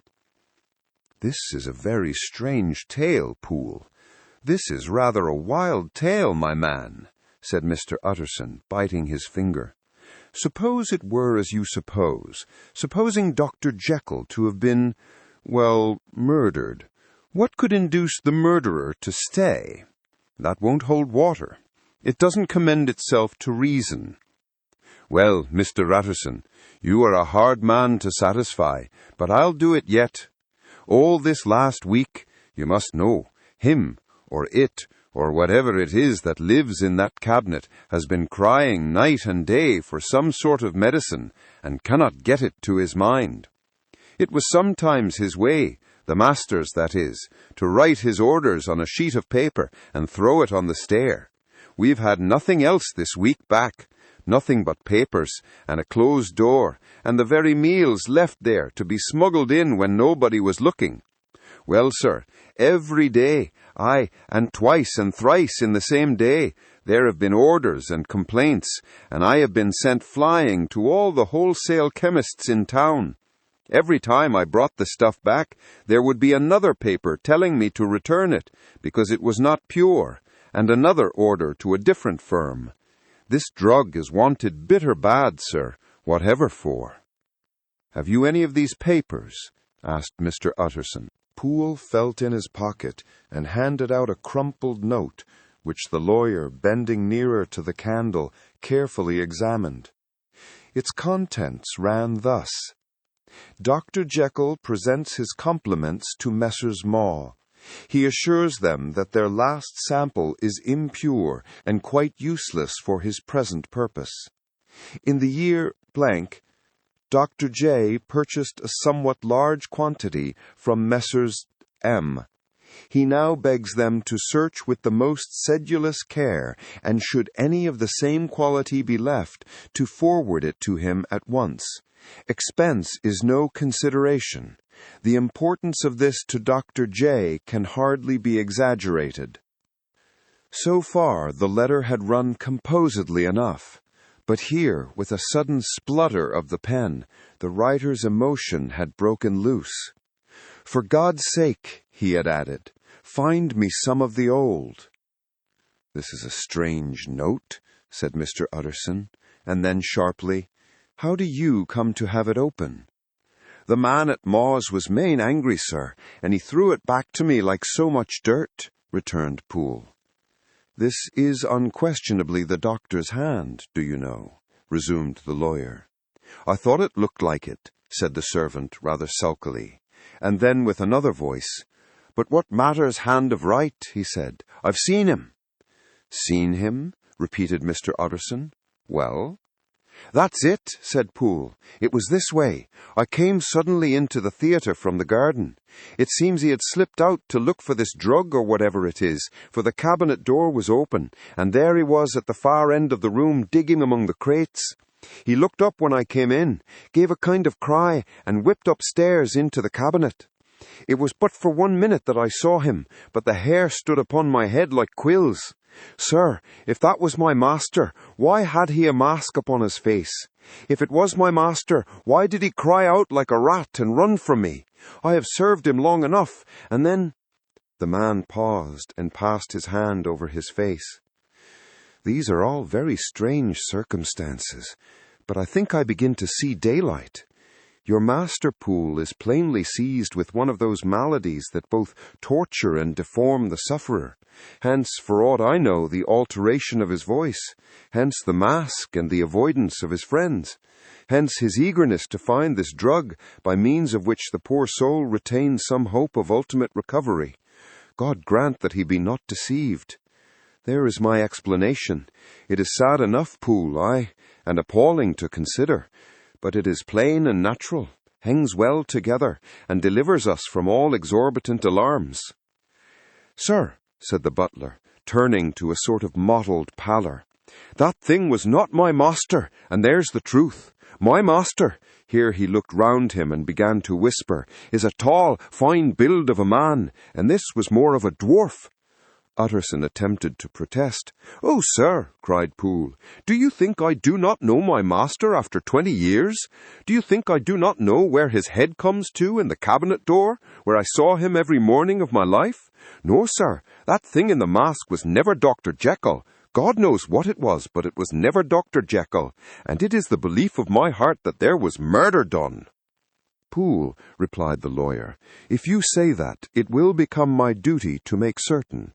Much as I desire to spare your master's feelings, much as I am puzzled by this note which seems to prove him to be still alive, I shall consider it my duty to break in that door." "Ah, Mr. Utterson, that's talking," cried the butler. "And now comes the second question," resumed Utterson. "Who is going to do it?" "Why, you and me," was the undaunted reply. "That's very well said," returned the lawyer, "and whatever comes of it, I shall make it my business to see you are no loser." "There is an axe in the theatre," continued Poole, "and you might take the kitchen poker for yourself." The lawyer took that rude but weighty instrument into his hand and balanced it. "Do you know, Poole," he said, looking up, "that you and I are about to place ourselves in a position of some peril?" "You may say so, sir, indeed," returned the butler. "It is well, then, that we should be frank," said the other. "We both think more than we have said. Let us make a clean breast. This masked figure that you saw, did you recognize it?" "Well, sir, it went so quick, and the creature was so doubled up, that I could hardly swear to that," was the answer. "But if you mean, was it Mr. Hyde? Well, yes, I think it was. You see, it was much of the same bigness, and it had the same quick, light way with it. And then who else could have got in by the laboratory door? You had not forgot, sir, that at the time of the murder he had still the key with him. But that's not all. I don't know, Mr. Utterson, if you ever met this Mr. Hyde." "Yes," said the lawyer, "I once spoke with him." "Then you must know as well as the rest of us that there was something queer about that gentleman, something that gave a man a turn. I don't know rightly how to say it, sir, beyond this, that you felt it in your marrow kind of cold and thin." "I own I felt something of what you describe," said Mr. Utterson. "Quite so, sir," returned Poole. "Well, when that masked thing like a monkey jumped from among the chemicals and whipped into the cabinet, it went down my spine like ice. Oh, I know it's not evidence, Mr. Utterson. I'm book-learned enough for that. But a man has his feelings, and I give you my Bible word it was Mr. Hyde." "Aye, aye," said the lawyer. "My fears incline to the same point. Evil, I fear, founded. Evil was sure to come of that connection. Aye, truly I believe you. I believe poor Harry is killed, and I believe his murderer, for what purpose God alone can tell, is still lurking in his victim's room. Well, let our name be Vengeance. Call Bradshaw." The footman came at the summons, very white and nervous. "Pull yourself together, Bradshaw," said the lawyer. "This suspense, I know, is telling upon all of you, but it is now our intention to make an end of it. Poole here and I are going to force our way into the cabinet. If all is well, my shoulders are broad enough to bear the blame. Meanwhile, lest anything should really be amiss, or any malefactor seek to escape by the back, you and the boy must go round the corner with a pair of good sticks and take your post at the laboratory door. We give you 10 minutes to get to your stations." As Bradshaw left, the lawyer looked at his watch. "And now, Poole, let us get to ours," he said, and taking the poker under his arm, led the way into the yard. The scud had banked over the moon, and it was now quite dark. The wind, which only broke in puffs and draughts into that deep well of building, tossed the light of the candle to and fro about their steps until they came into the shelter of the theatre, where they sat down silently to wait. London hummed solemnly all around, but nearer at hand the stillness was only broken by the sounds of a footfall moving to and fro along the cabinet floor. "So it will walk all day, sir," whispered Poole. "Aye, and the better part of the night. Only when a new sample comes from the chemist, there's a bit of a break. Ah, it's an ill conscience that's such an enemy to rest. Ah, sir, there's blood foully shed in every step of it. But hark again, a little closer. Put your heart in your ears, Mr. Utterson, and tell me, is that the doctor's foot?" The steps fell lightly and oddly, with a certain swing, for all they went so slowly. It was different indeed from the heavy, creaking tread of Henry Jekyll. Utterson sighed. Is there never anything else?" he asked. Poole nodded. "Once," he said, "once I heard it weeping." "Weeping? How that?" said the lawyer, conscious of a sudden chill of horror. "Weeping like a woman or a lost soul," said the butler. "I came away with that upon my heart, that I could have wept too." But now the 10 minutes drew to an end. Poole disinterred the axe from under a stack of packing straw.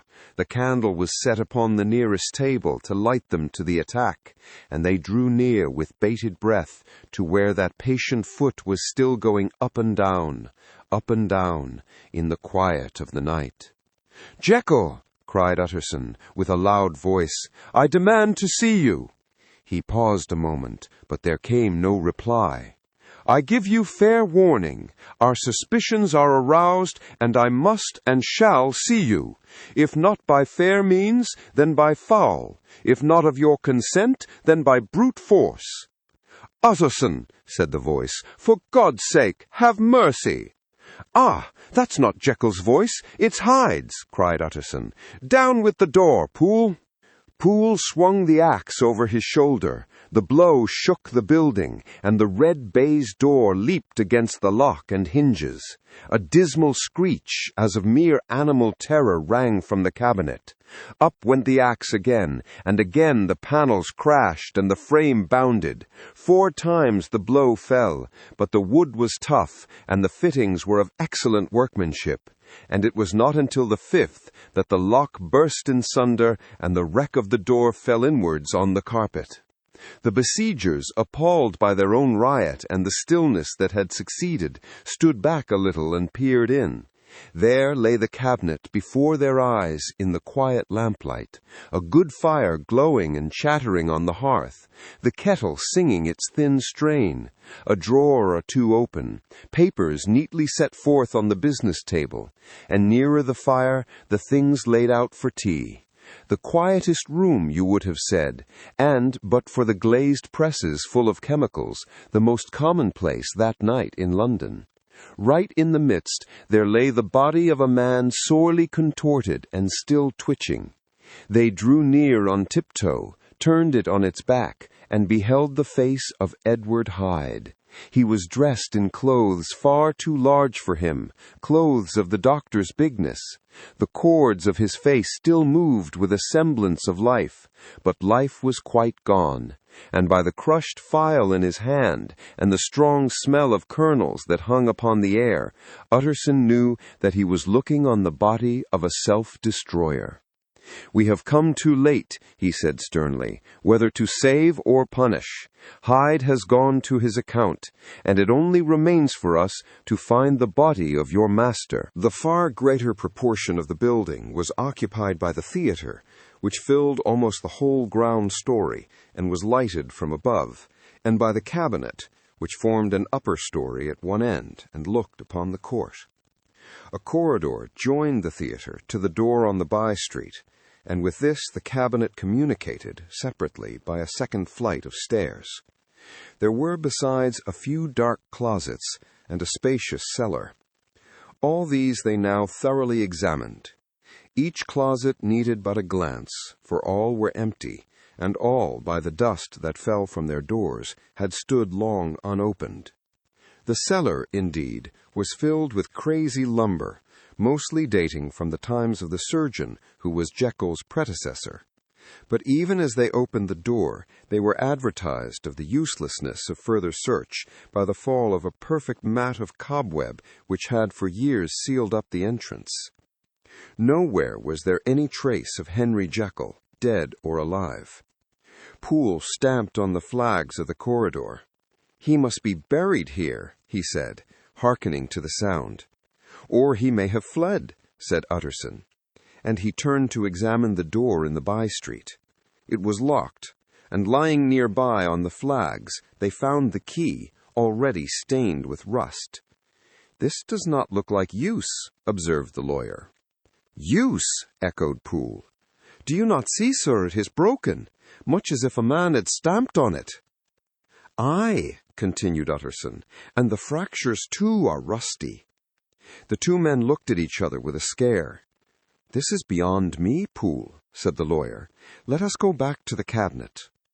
They mounted the stair in silence, and still with an occasional awestruck glance at the dead body, proceeded more thoroughly to examine the contents of the cabinet.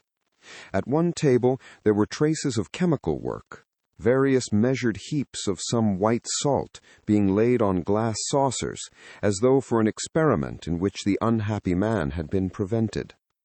"That is the same drug the toy was always bringing him," said Poole. And even as he spoke, the kettle, with a startling noise, boiled over. This brought them to the fireside, where the easy-chair was drawn cosily up, and the tea-things stood ready to the sitter's elbow, the very sugar in the cup. There were several books on a shelf. One lay beside the tea-things open, and Utterson was amazed to find it a copy of a pious work, for which Jekyll had several times expressed a great esteem, annotated in his own hand with startling blasphemies. Next, in the course of their review of the chamber, the searchers came to the cheval glass, into whose depths they looked with an involuntary horror. But it was so turned as to show them nothing but the rosy glow playing on the roof, the fire sparkling in 100 repetitions along the glazed front of the presses, and their own pale and fearful countenances stooping to look in. "This glass have seen some strange things, sir," whispered Poole. "And surely none stranger than itself," echoed the lawyer in the same tones. For what did Jekyll— He caught himself up at the word with a start, and then conquering the weakness, "What could Jekyll want with it?" he said. "You may say that," said Poole. Next they turned to the business table. On the desk, among the neat array of papers, a large envelope was uppermost, and bore in the doctor's hand the name of Mr. Utterson. The lawyer unsealed it, and several enclosures fell to the floor. The first was a will, drawn in the same eccentric terms as the one which he had returned 6 months before, to serve as a testament in case of death, and as a deed of gift in case of disappearance. But in place of the name of Edward Hyde, the lawyer, with indescribable amazement, read the name of Gabriel John Utterson. He looked at Poole, and then back at the paper, and last of all at the dead malefactor stretched upon the carpet. "My head goes round," he said. "He has been all these days in possession. He had no cause to like me. He must have raged to see himself displaced, and he has not destroyed this document?" He caught up the next paper. It was a brief note in the doctor's hand, and dated at the top. "Oh, Poole," the lawyer cried, "he was alive and here this day! He cannot have been disposed of in so short a space. He must be still alive. He must have fled. And then, why fled, and how? And in that case, can we venture to declare this suicide? Oh, we must be careful. I foresee that we may yet involve your master in some dire catastrophe." "Why don't you read it, sir?" asked Poole. "Because I fear," replied the lawyer solemnly. "God grant I have no cause for it."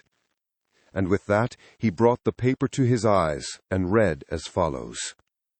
"My dear Utterson, when this shall fall into your hands, I shall have disappeared. Under what circumstances I have not the penetration to foresee, but my instinct and all the circumstances of my nameless situation tell me that the end is sure and must be early. Go then, and first read the narrative which Lanyon warned me he was to place in your hands, and if you care to hear more, turn to the confession of your unworthy and unhappy friend, Henry Jekyll." "There was a third enclosure?" asked Utterson. "Here, sir," said Poole, and gave into his hands a considerable packet, sealed in several places. The lawyer put it in his pocket. "I would say nothing of this paper. If your master has fled or is dead, we may at least save his credit. It is now 10. I must go home and read these documents in quiet, but I shall be back before midnight, when we shall send for the police." They went out, locking the door of the theater behind them, and Utterson, once more leaving the servants gathered about the fire in the hall, trudged back to his office to read the two narratives in which this mystery was now to be explained. Part 9. Dr. Lanyon's Narrative. On the 9th of January, now 4 days ago, I received by the evening delivery a registered envelope addressed in the hand of my colleague and old-school companion, Henry Jekyll. I was a good deal surprised by this, for we were by no means in the habit of correspondence. I had seen the man, dined with him, indeed, the night before, and I could imagine nothing in our intercourse that should justify formality of registration.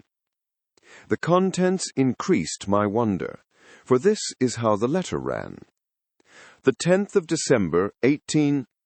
Dear Lanyon, you are one of my oldest friends, and although we may have differed at times on scientific questions, I cannot remember, at least on my side, any break in our affection. There was never a day when, if you had said to me, Jekyll, my life, my honor, my reason depend upon you, I would not have sacrificed my left hand to help you. Lanyon, my life, my honor, my reason are all at your mercy. If you fail me tonight, I am lost. You might suppose after this preface that I am going to ask you for something dishonorable to grant.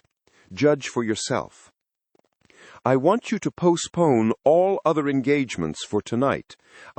Even if you were summoned to the bedside of an emperor, to take a cab, unless your carriage should be actually at the door, and with this letter in your hand for consultation, to drive straight to my house. Poole, my butler, has his orders. You will find him waiting your arrival with a locksmith. The door of my cabinet is then to be forced, and you are to go in alone, to open the glazed press, letter E, on the left hand, breaking the lock if it be shut, and to draw out, underscore, with all its contents as they stand, underscore, the fourth drawer from the top or, which is the same thing, the third from the bottom. In my extreme distress of wind, I have a morbid fear of misdirecting you. But even if I am in error, you may know the right drawer by its contents, some powders, a vial, and a paper book. This drawer I beg of you to carry back with you to Cavendish Square exactly as it stands. That is the first part of the service. Now for the second. You should be back, if you set out at once on the receipt of this, long before midnight, but I will leave you that amount of margin, not only in the fear of one of those obstacles that can neither be prevented nor foreseen, but because an hour when your servants are in bed is to be preferred for what will then remain to do. At midnight, then, I have to ask you to be alone in your consulting room, to admit with your own hand into the house a man who will present himself in my name, and to place in his hands the drawer that you will have brought with you from my cabinet. Then you will have played your part and earned my gratitude completely. 5 minutes afterwards, if you insist upon an explanation, you will have understood that these arrangements are of capital importance, and that by the neglect of one of them, fantastic as they must appear, you might have charged your conscience with my death or the shipwreck of my reason.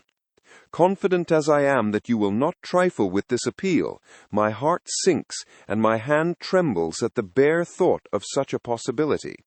Think of me at this hour in a strange place, laboring under a blackness of distress that no fancy can exaggerate, and yet well aware that if you will but punctually serve me, my troubles will roll away like a story that is told. Serve me, my dear Lanyon, and save your friend, H.J. I had already sealed this up, when a fresh terror struck upon my soul. It is possible that the post office may fail me, and this letter must come into your hands until tomorrow morning. In that case, dear Lanyon, do my errand when it shall be most convenient for you in the course of the day, and once more expect my messenger at midnight.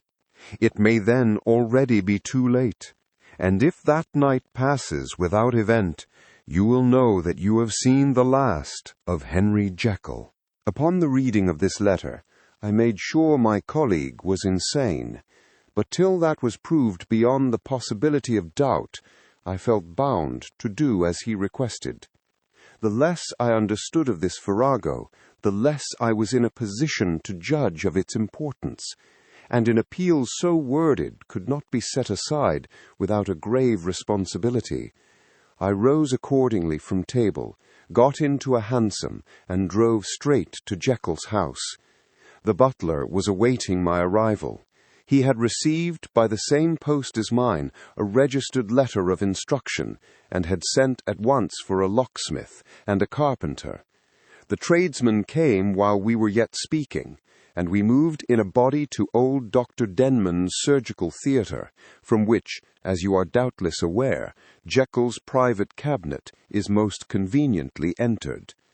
The door was very strong, the lock excellent. The carpenter avowed he would have great trouble and have to do much damage if force were to be used, and the locksmith was near despair.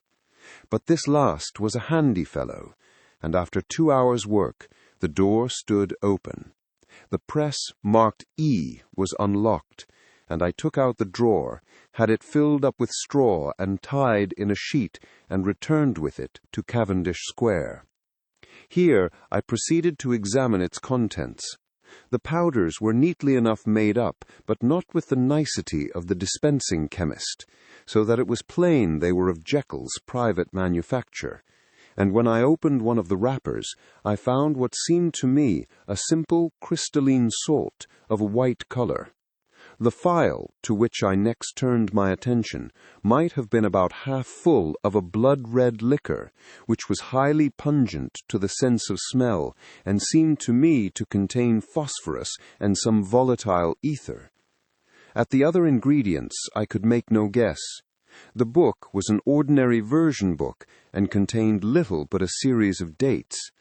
These covered a period of many years, but I observed that the entries ceased nearly a year ago, and quite abruptly.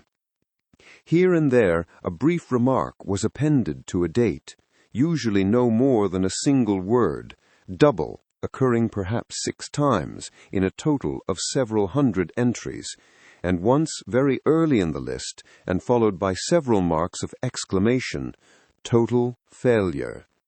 All this, though it wheated my curiosity, told me little that was definite. Here were a phial of some tincture, a paper of some salt, and the record of a series of experiments that had led, like too many of Jekyll's investigations, to no end of practical usefulness. How could the presence of these articles in my house affect either the honor, the sanity, or the life of my flighty colleague? If his messenger could go to one place, why could he not go to another? And even granting some impediment, why was this gentleman to be received by me in secret? The more I reflected, the more convinced I grew that I was dealing with a case of cerebral disease. And though I dismissed my servants to bed, I loaded an old revolver, that I might be found in some posture of self-defense. 12 o'clock had scarce rung out over London, ere the knocker sounded very gently on the door. I went myself at the summons, and found a small man crouching against the pillars of the portico. "Are you come from Dr. Jekyll?" I asked. He told me yes by a constrained gesture, and when I had bidden him enter, he did not obey me without a searching backward glance into the darkness of the square. There was a policeman not far off, advancing with his bull's eye open, and at the sight I thought my visitor started and made greater haste. These particulars struck me, I confess, disagreeably, and as I followed him into the bright light of the consulting room, I kept my hand ready on my weapon. Here at last I had a chance of clearly seeing him. I had never set eyes on him before, so much was certain. He was small, as I have said. I was struck besides with the shocking expression of his face, with his remarkable combination of great muscular activity and great apparent debility of constitution, and, last but not least, with the odd subjective disturbance caused by his neighborhood.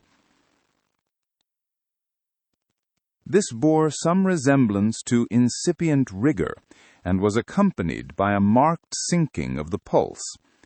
At the time, I set it down to some idiosyncratic personal distaste, and merely wondered at the acuteness of the symptoms. But I have since had reason to believe the cause to lie much deeper in the nature of man, and to turn on some nobler hinge than the principle of hatred. This person, who had thus from the first moment of his entrance struck in me what I can only describe as a disgustful curiosity, was dressed in a fashion that would have made an ordinary person laughable. His clothes, that is to say, although they were of rich and sober fabric, were enormously too large for him in every measurement. The trousers hanging on his legs and rolled up to keep them from the ground, the waist of the coat below his haunches, and the collar sprawling wide upon his shoulders. Strange to relate, this ludicrous accoutrement was far from moving me to laughter.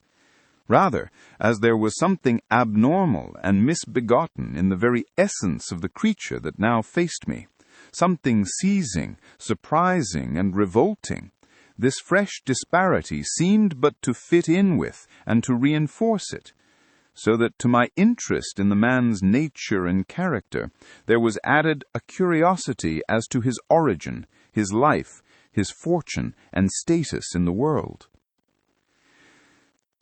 These observations, though they have taken so great a space to be set down in, were yet the work of a few seconds.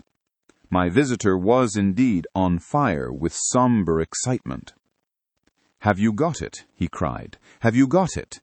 And so lively was his impatience that he even laid his hand upon my arm and sought to shake me. I put him back, conscious at his touch of a certain icy pang along my blood. "Come, sir," said I, "you forget that I have not yet the pleasure of your acquaintance. Be seated, if you please." And I showed him an example, and sat down myself in my customary seat, and with as fair an imitation of my ordinary manner to a patient as the lateness of the hour, the nature of my preoccupations, and the horror I had of my visitor would suffer me to muster. "I beg your pardon, Dr. Lanyon," he replied, civilly enough.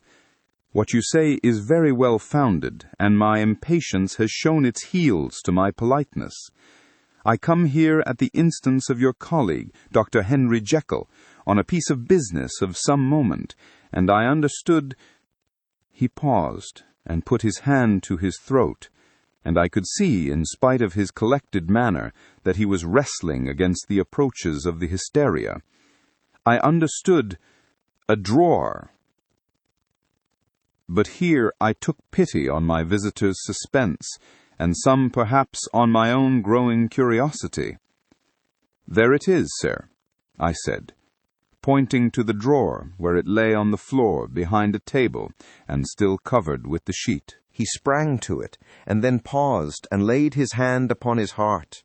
I could hear his teeth grate with the convulsive action of his jaws, and his face was so ghastly to see that I grew alarmed both for his life and reason. "Compose yourself," I said. He turned a dreadful smile to me, and as if with the decision of despair, plucked away the sheet.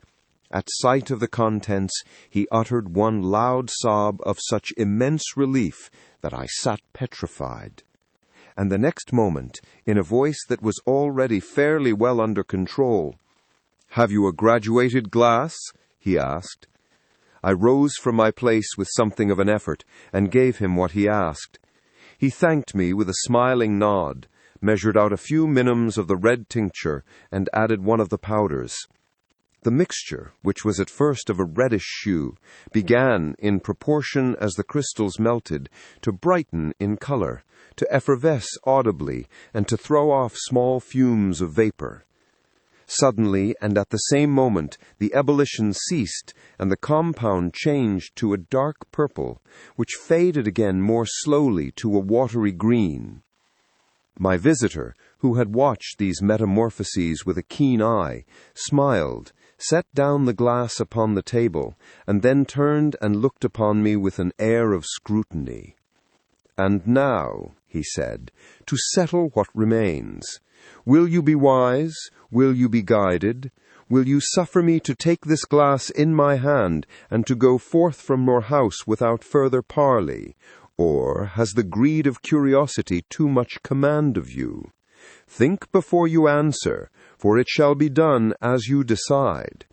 As you decide, you shall be left as you were before, and neither richer nor wiser, unless the sense of service rendered to a man in mortal distress may be counted as a kind of riches of the soul.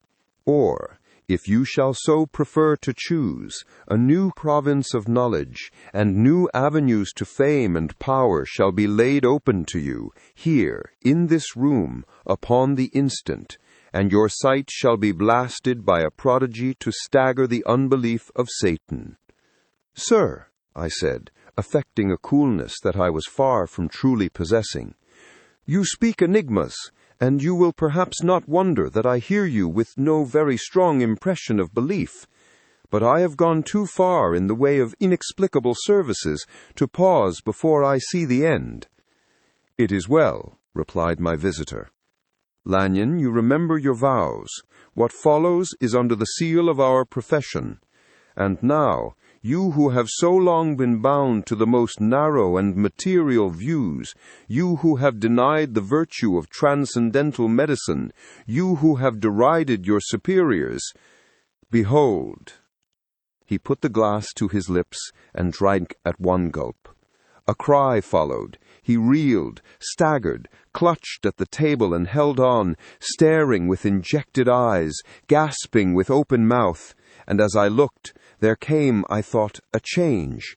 He seemed to swell, his face became suddenly black, and the features seemed to melt and alter. And the next moment I had sprung to my feet and leaped back against the wall, my arm raised to shield me from that prodigy, my mind submerged in terror. "Oh God!" I screamed, and "Oh God!" again and again, for there, before my eyes, pale and shaken and half fainting and groping before him with his hands, like a man restored from death, there stood Henry Jekyll. What he told me in the next hour, I cannot bring my mind to set on paper. I saw what I saw, I heard what I heard, and my soul sickened at it. And yet now, when that sight has faded from my eyes, I ask myself if I believe it, and I cannot answer. My life is shaken to its roots. Sleep has left me. The deadliest terror sips by me at all hours of the day and night. I feel that my days are numbered, and that I must die. And yet I shall die incredulous. As for the moral turpitude that man unveiled to me, even with tears of penitence, I cannot even in memory dwell on it without a start of horror. I will say but one thing, Utterson, and that, if you can bring your mind to credit it, will be more than enough. The creature who crept into my house that night was, on Jekyll's own confession, known by the name of Hyde, and hunted for in every corner of the land as the murderer of Carew. Hasty Lanyon. Part 10. Henry Jekyll's full statement of the case. I was born in the year 18 to a large fortune, endowed besides with excellent parts, inclined by nature to industry, fond of the respect of the wise and good among my fellow men, and thus, as might have been supposed, with every guarantee of an honorable and distinguished future. And indeed the worst of my faults was a certain impatient gaiety of disposition, such as has made the happiness of Mimi, but such as I found it hard to reconcile with my imperious desire to carry my head high and wear a more than commonly grave countenance before the public. Hence it came about that I concealed my pleasures, and that when I reached years of reflection and began to look round me and take stock of my progress and position in the world, I stood already committed to a profound duplicity of life. Many a man would have even blazoned such irregularities as I was guilty of, but from the high views that I had set before me, I regarded and hid them with an almost morbid sense of shame. It was thus rather the exacting nature of my aspirations than any particular degradation in my faults that made me what I was, and, with even a deeper trench than in the majority of men, severed in me those provinces of good and ill which divide and compound man's dual nature. In this case, I was driven to reflect deeply and inveterately on that hard law of life, which lies at the root of religion and is one of the most plentiful springs of distress. Though so profound a double-dealer, I was in no sense a hypocrite. Both sides of me were in dead earnest. I was no more myself when I laid aside restraint and plunged in shame, than when I labored, in the eye of day, at the furtherance of knowledge or the relief of sorrow and suffering. And it chanced that the direction of my scientific studies, which led wholly toward the mystic and the transcendental, reacted and shed a strong light on this consciousness of the perennial war among my members. With every day, and from both sides of my intelligence, the moral and the intellectual, I thus drew steadily nearer to that truth, by whose partial discovery I have been doomed to such a dreadful shipwreck, that man is not truly one, but truly two. I say two because the state of my own knowledge does not pass beyond that point. Others will follow. Others will outstrip me on the same lines, and I hazard the guess that man will be ultimately known for a mere polity of multifarious, incongruous, and independent denizens. I, for my part, from the nature of my life, advanced infallibly in one direction and in one direction only. It was on the moral side, and in my own person, that I learned to recognize the thorough and primitive duality of man. I saw that, of the two natures that contended in the field of my consciousness, even if I could rightly be said to be either, it was only because I was radically both.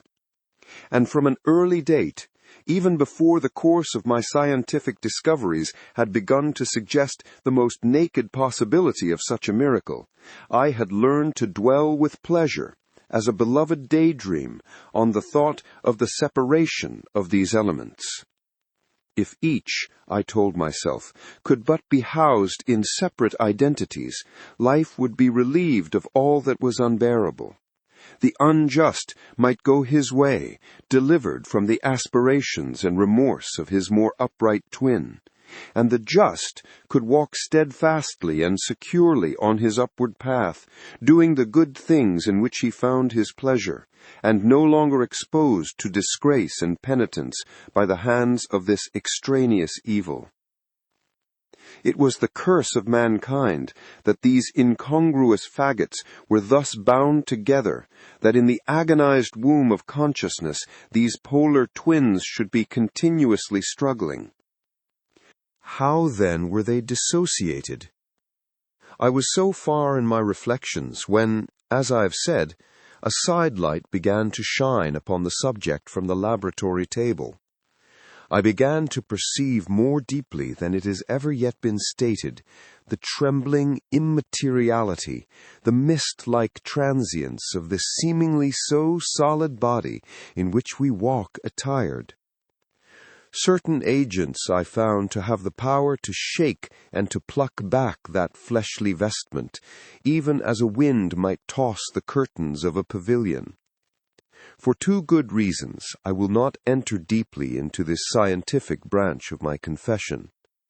First, because I have been made to learn that the doom and burden of our life is bound forever on man's shoulders, and when the attempt is made to cast it off, it but returns upon us with more unfamiliar and more awful pressure. Second, because, as my narrative will make, alas, too evident, my discoveries were incomplete.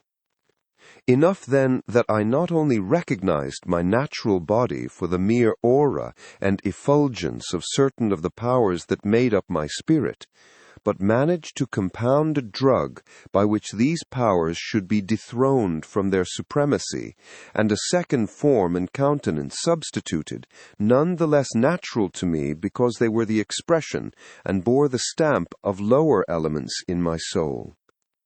I hesitated long before I put this theory to the test of practice. I knew well that I risked death, for any drug that so potently controlled and shook the very fortress of identity might, by the least scruple of an overdose, or at the least inopportunity in the moment of exhibition, utterly blot out that immaterial tabernacle which I looked to it to change. But the temptation of a discovery so singular and profound at last overcame the suggestions of alarm. I had long since prepared my tincture. I purchased at once from a firm of wholesale chemists a large quantity of a particular salt, which I knew, from my experiments, to be the last ingredient required. And late one accursed night I compounded the elements, watched them boil and smoke together in the glass, and when the ebullition had subsided, with a strong glow of courage, drank off the potion. The most racking pangs succeeded, a grinding in the bones, deadly nausea, and a horror of the spirit that cannot be exceeded at the hour of birth or death. Then these agonies began swiftly to subside, and I came to myself as if out of a great sickness. There was something strange in my sensations, something indescribably new, and, from its very novelty, incredibly sweet. I felt younger, lighter, happier in body. Within, I was conscious of a heady recklessness, a current of disordered sensual images running like a mill race in my fancy, a solution of the bonds of obligation, an unknown but not an innocent freedom of the soul. I knew myself at the first breath of this new life to be more wicked, tenfold more wicked, sold a slave to my original evil, and the thought in that moment braced and delighted me like wine. I stretched out my hands, exulting in the freshness of these sensations, and in the act I was suddenly aware that I had lost in stature. There was no mirror at that date in my room. That which stands beside me as I write was brought there later on, and for the very purpose of these transformations. The night, however, was far gone into the morning. The morning, black as it was nearly ripe for the conception of the day. The inmates of my house were locked in the most rigorous hours of slumber, and I determined, flushed as I was with hope and triumph, to venture in my new shape as far as to my bedroom. I crossed the yard, wherein the constellations looked down upon me. I could have thought with wonder, the first creature of that sort that their unsleeping vigilance had yet disclosed to them. I stole through the corridors, a stranger in my own house, and coming to my room, I saw for the first time the appearance of Edward Hyde. I must here speak by theory alone, saying not that which I know, but that which I suppose to be most probable. The evil side of my nature, to which I had now transferred the stamping efficacy, was less robust and less developed than the good which I had just deposed. Again, in the course of my life, which had been, after all, 9/10 a life of effort, virtue, and control, it had been much less exercised and much less exhausted. And hence, as I think, it came about that Edward Hyde was so much smaller, slighter, and younger than Henry Jekyll. Even as good shone upon the countenance of the one, evil was written broadly and plainly on the face of the other. Evil besides, which I must still believe to be the lethal side of man, had left on that body an imprint of deformity and decay. And yet when I looked upon that ugly idol in the glass, I was conscious of no repugnance, rather of a leap of welcome. This too was myself. It seemed natural and human. In my eyes it bore a livelier image of the spirit. It seemed more express and single than the imperfect and divided countenance I had been hitherto accustomed to call mine. And in so far I was doubtless right. I have observed that when I wore the semblance of Edward Hyde, none could come near to me at first without a visible misgiving of the flesh. This, as I take it, was because all human beings, as we meet them, are commingled out of good and evil. And Edward Hyde, alone in the ranks of mankind, was pure evil. I lingered but a moment at the mirror. The second and conclusive experiment had yet to be attempted. It yet remained to be seen if I had lost my identity beyond redemption, and must flee before daylight from a house that was no longer mine.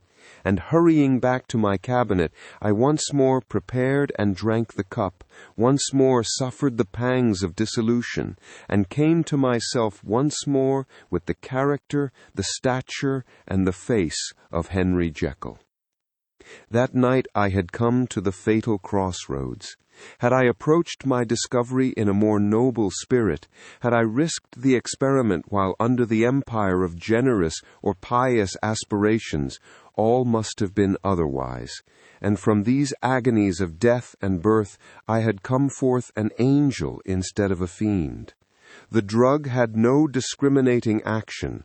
It was neither diabolical nor divine. It but shook the doors of the prison house of my disposition, and like the captives of Philippi, that which stood within ran forth. At that time my virtue slumbered, my evil, kept awake by ambition, was alert and swift to seize the occasion, and the thing that was projected was Edward Hyde. Hence, although I had now two characters as well as two appearances, one was wholly evil, and the other was still the old Henry Jekyll, that incongruous compound of whose reformation and improvement I had already learned to despair. The movement was thus wholly toward the worse. Even at that time I had not yet conquered my aversion to the dryness of a life of study. I would still be merrily disposed at times, and as my pleasures were, to say the least, undignified, and I was not only well known and highly considered, but growing toward the elderly man, this incoherency of my life was daily growing more unwelcome. It was on this side that my new power tempted me until I fell in slavery. I had but to drink the cup, to doff at once the body of the noted professor, and to assume, like a thick cloak, that of Edward Hyde. I smiled at the notion. It seemed to me at the time to be humorous, and I made my preparations with the most studious care. I took and furnished that house in Soho to which Hyde was tracked by the police, and engaged as housekeeper a creature whom I well knew to be silent and unscrupulous. On the other side, I announced to my servants that a Mr. Hyde, whom I described, was to have full liberty and power about my house in the square, and to parry mishaps I even called and made myself the familiar object in my second character. I next drew up that will to which you so much objected, so that if anything befell me in the person of Dr. Jekyll, I could enter on that of Edward Hyde without pecuniary loss. And thus fortified, as I supposed, on every side, I began to profit by the strange immunities of my position. Men have before hired bravos to transact their crimes, while their own person and reputation sat under shelter. I was the first that ever did so for his pleasures. I was the first that could thus plod in the public eye with a load of genial respectability, and in a moment, like a schoolboy, strip off these lendings and spring headlong into the sea of liberty. But for me, in my impenetrable mantle, the safety was complete. Think of it, I did not even exist. Let me but escape into my laboratory door, give me but a second or two to mix and swallow the draught that I had always standing ready, and whatever he had done, Edward Hyde would pass away like the stain of breath upon a mirror, and there, in his stead, quietly at home, trimming the midnight lamp in his study, a man who could afford to laugh at suspicion would be Henry Jekyll. The pleasures which I made haste to seek in my disguise were, as I have said, undignified. I would scarce use a harder term. But in the hands of Edward Hyde they soon began to turn toward the monstrous.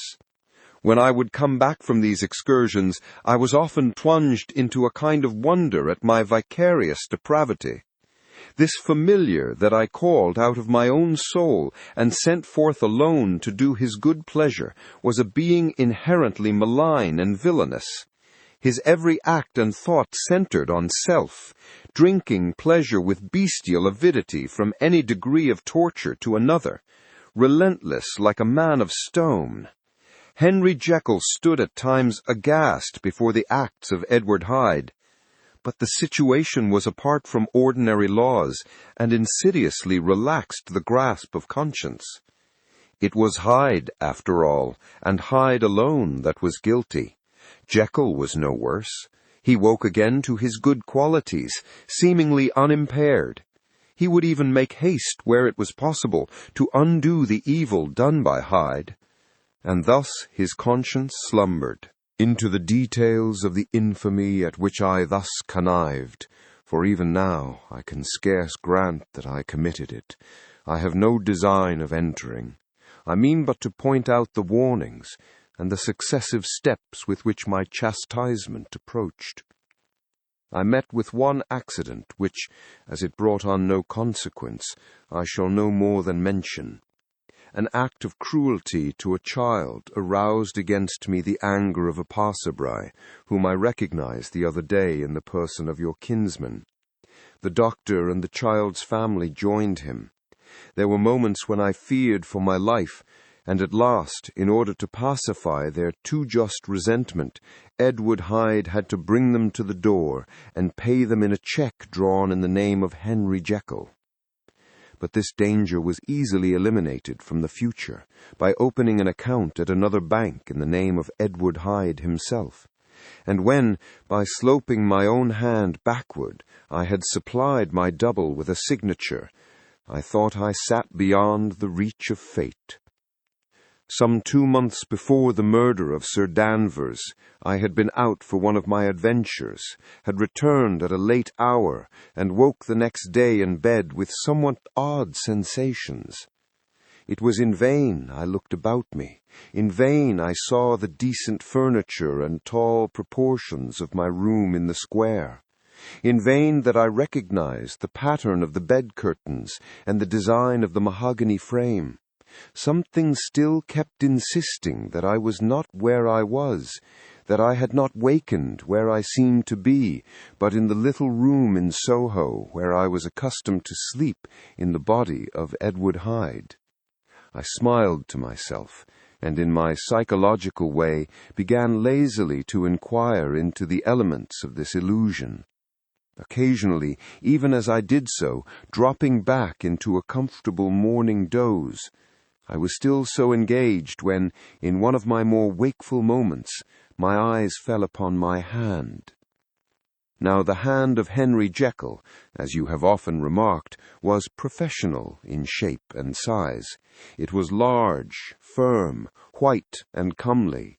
But the hand which I now saw, clearly enough, in the yellow light of a mid-London morning, lying half shut on the bedclothes, was lean, corded, knuckly, of a dusky pallor and thickly shaded with a swart growth of hair. It was the hand of Edward Hyde.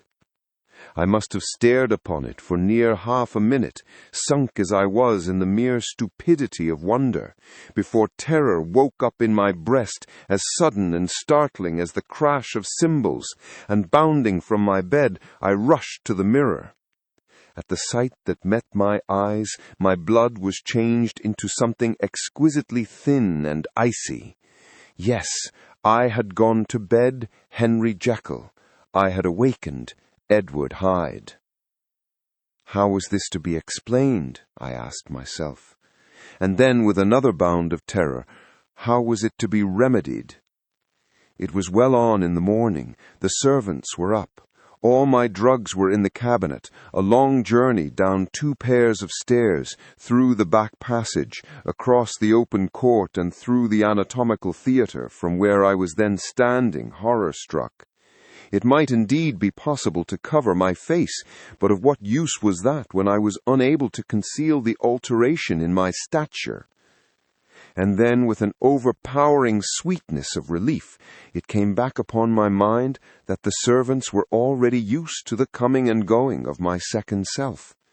I had soon dressed, as well as I was able, in clothes of my own size, had soon passed through the house where Bradshaw stared and drew back at seeing Mr. Hyde at such an hour and in such a strange array, and 10 minutes later Dr. Jekyll had returned to his own shape, and was sitting down, with a darkened brow, to make a feint of breakfasting. Small indeed was my appetite. This inexplicable incident, this reversal of my previous experience, seemed, like the Babylonian finger on the wall, to be spelling out the letters of my judgment, and I began to reflect more seriously than ever before on the issues and possibilities of my double existence. That part of me which I had the power of projecting had lately been much exercised and nourished. It had seemed to me of late as though the body of Edward Hyde had grown in stature, as though, when I wore that form, I were conscious of a more generous tide of blood. And I began to spy a danger that, if this were much prolonged, the balance of my nature might be permanently overthrown, the power of voluntary change be forfeited, and the character of Edward Hyde become irrevocably mine. The power of the drug had not been always equally displayed. Once, very early in my career, it had totally failed me. Since then, I had been obliged on more than one occasion to double, and once, with infinite risk of death, to treble the amount. And these rare uncertainties had cast hitherto the sole shadow on my contentment. Now, however, and in the light of that morning's accident, I was led to remark that, whereas in the beginning the difficulty had been to throw off the body of Jekyll, it had of late gradually but decidedly transferred itself to the other side. All things, therefore, seemed to point to this, that I was slowly losing hold of my original and better self, and becoming slowly incorporated with my second and worse. Between these two, I now felt I had to choose. My two natures had memory in common, but all other faculties were most unequally shared between them.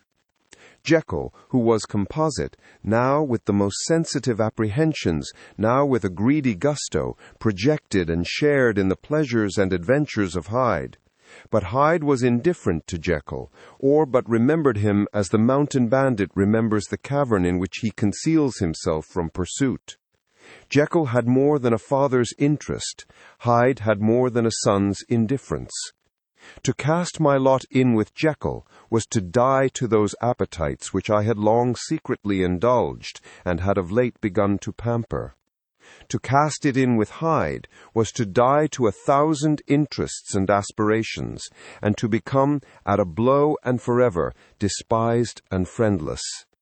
The bargain might appear unequal, but there was still another consideration in the scales, for while Jekyll would suffer smartingly in the fires of abstinence, Hyde would not even be conscious of all that he had lost. Strange as my circumstances were, the terms of this debate are as old and commonplace as man. Much the same inducements and alarms cast the die for any tempted and trembling sinner. and it fell out with me, as it falls with so vast a majority of my fellows, that I chose the better part, and was found wanting in the strength to keep to it. Yes, I preferred the elderly and discontented doctor, surrounded by friends and cherishing honest hopes, and bade a resolute farewell to the liberty, the comparative youth, the light step, leaping impulses, and secret pleasures that I had enjoyed in the disguise of Hyde. I made this choice perhaps with some unconscious reservation, for I neither gave up the house in Soho nor destroyed the clothes of Edward Hyde, which still lay ready in my cabinet. For 2 months, however, I was true to my determination. For 2 months I led a life of such severity as I had never before attained to, and enjoyed the compensations of an approving conscience. But time began at last to obliterate the freshness of my alarm. The praises of conscience began to grow into a thing of course. I began to be tortured with throes and longings as of Hyde struggling after freedom, and at last, in an hour of moral weakness, I once again compounded and swallowed the transforming draught. I do not suppose that when a drunkard reasons with himself upon his vice, he is once out of 500 times affected by the dangers that he runs through his brutish physical insensibility. Neither had I, long as I had considered my position, made enough allowance for the complete moral insensibility and insensate readiness to evil, which were the leading characters of Edward Hyde. Yet it was by these that I was punished. My devil had been long caged. He came out roaring. I was conscious, even when I took the draught, of a more unbridled, a more furious propensity to ill. It must have been this, I suppose, that stirred in my soul that tempest of impatience with which I listened to the civilities of my unhappy victim. I declare, at least, before God, no man morally sane could have been guilty of that crime upon so pitiful a provocation, and that I struck in no more reasonable spirit than that in which a sick child may break a plaything. But I had voluntarily stripped myself of all those balancing instincts by which even the worst of us continues to walk with some degree of steadiness among temptations. And in my case, to be tempted, however slightly, was to fall. Instantly the spirit of hell awoke in me and raged. With a transport of glee, I mauled the unresisting body, tasting delight from every blow. And it was not till weariness had begun to succeed that I was suddenly, in the top fit of my delirium, struck through the heart by a cold thrill of terror. A mist dispersed. I saw my life to be forfeit, and fled from the scene of these excesses, at once glorying and trembling, my lust of evil gratified and stimulated, my love of life screwed to the topmost peg. I ran to the house in Soho, and, to make assurance doubly sure, destroyed my papers. Thence I set out through the lamplit streets, in the same divided ecstasy of mind, gloating on my crime, light-headedly devising others in the future, and yet still hastening, and still hearkening in my wake for the steps of the avenger. Hyde had a song upon his lips as he compounded the draught, and as he drank it, pledged the dead man. The pangs of transformation had not done tearing him before Henry Jekyll, with streaming tears of gratitude and remorse, had fallen upon his knees and lifted his clasped hands to God. The veil of self-indulgence was rent from head to foot. I saw my life as a whole. I followed it up from the days of childhood when I had walked with my father's hand, and through the self-denying toils of my professional life, to arrive again and again, with the same sense of unreality, at the damned horrors of the evening. I could have screamed aloud. I sought with tears and prayers to smother down the crowd of hideous images and sounds with which my memory swarmed against me, and still, between the petitions, the ugly face of my iniquity stared into my soul. As the acuteness of this remorse began to die away, it was succeeded by a sense of joy. The problem of my conduct was solved. Hyde was thenceforth impossible. Whether I would or not, I was now confined to the better part of my existence, and oh, how I rejoiced to think it! With what willing humility I embraced anew the restrictions of natural life. With what sincere renunciation I locked the door by which I had so often gone and come, and ground the key under my heel. The next day came the news that the murder not had been overlooked, but that the guilt of Hyde was patent to the world, and that the victim was a man high in public estimation. It was not only a crime, it had been a tragic folly. I think I was glad to know it. I think I was glad to have my better impulses thus buttressed and guarded by the terrors of the scaffold. Jekyll was now my city of refuge. Let but Hyde peep out an instant, and the hands of all men would be raised to take and slay him. I resolved in my future conduct to redeem the past, and I can say with honesty that my resolve was fruitful of some good. You know yourself how earnestly in the last months of last year I labored to relieve suffering. You know that much was done for others, and that the days passed quietly, almost happily for myself. Nor can I truly say that I wearied of this beneficent and innocent life. I think instead that I daily enjoyed it more completely. But I was still cursed with my duality of purpose, and as the first edge of my penitence wore off, the lower side of me, so long indulged, so recently chained down, began to growl for license. Not that I dreamed of resuscitating Hyde. The bare idea of that would startle me to frenzy.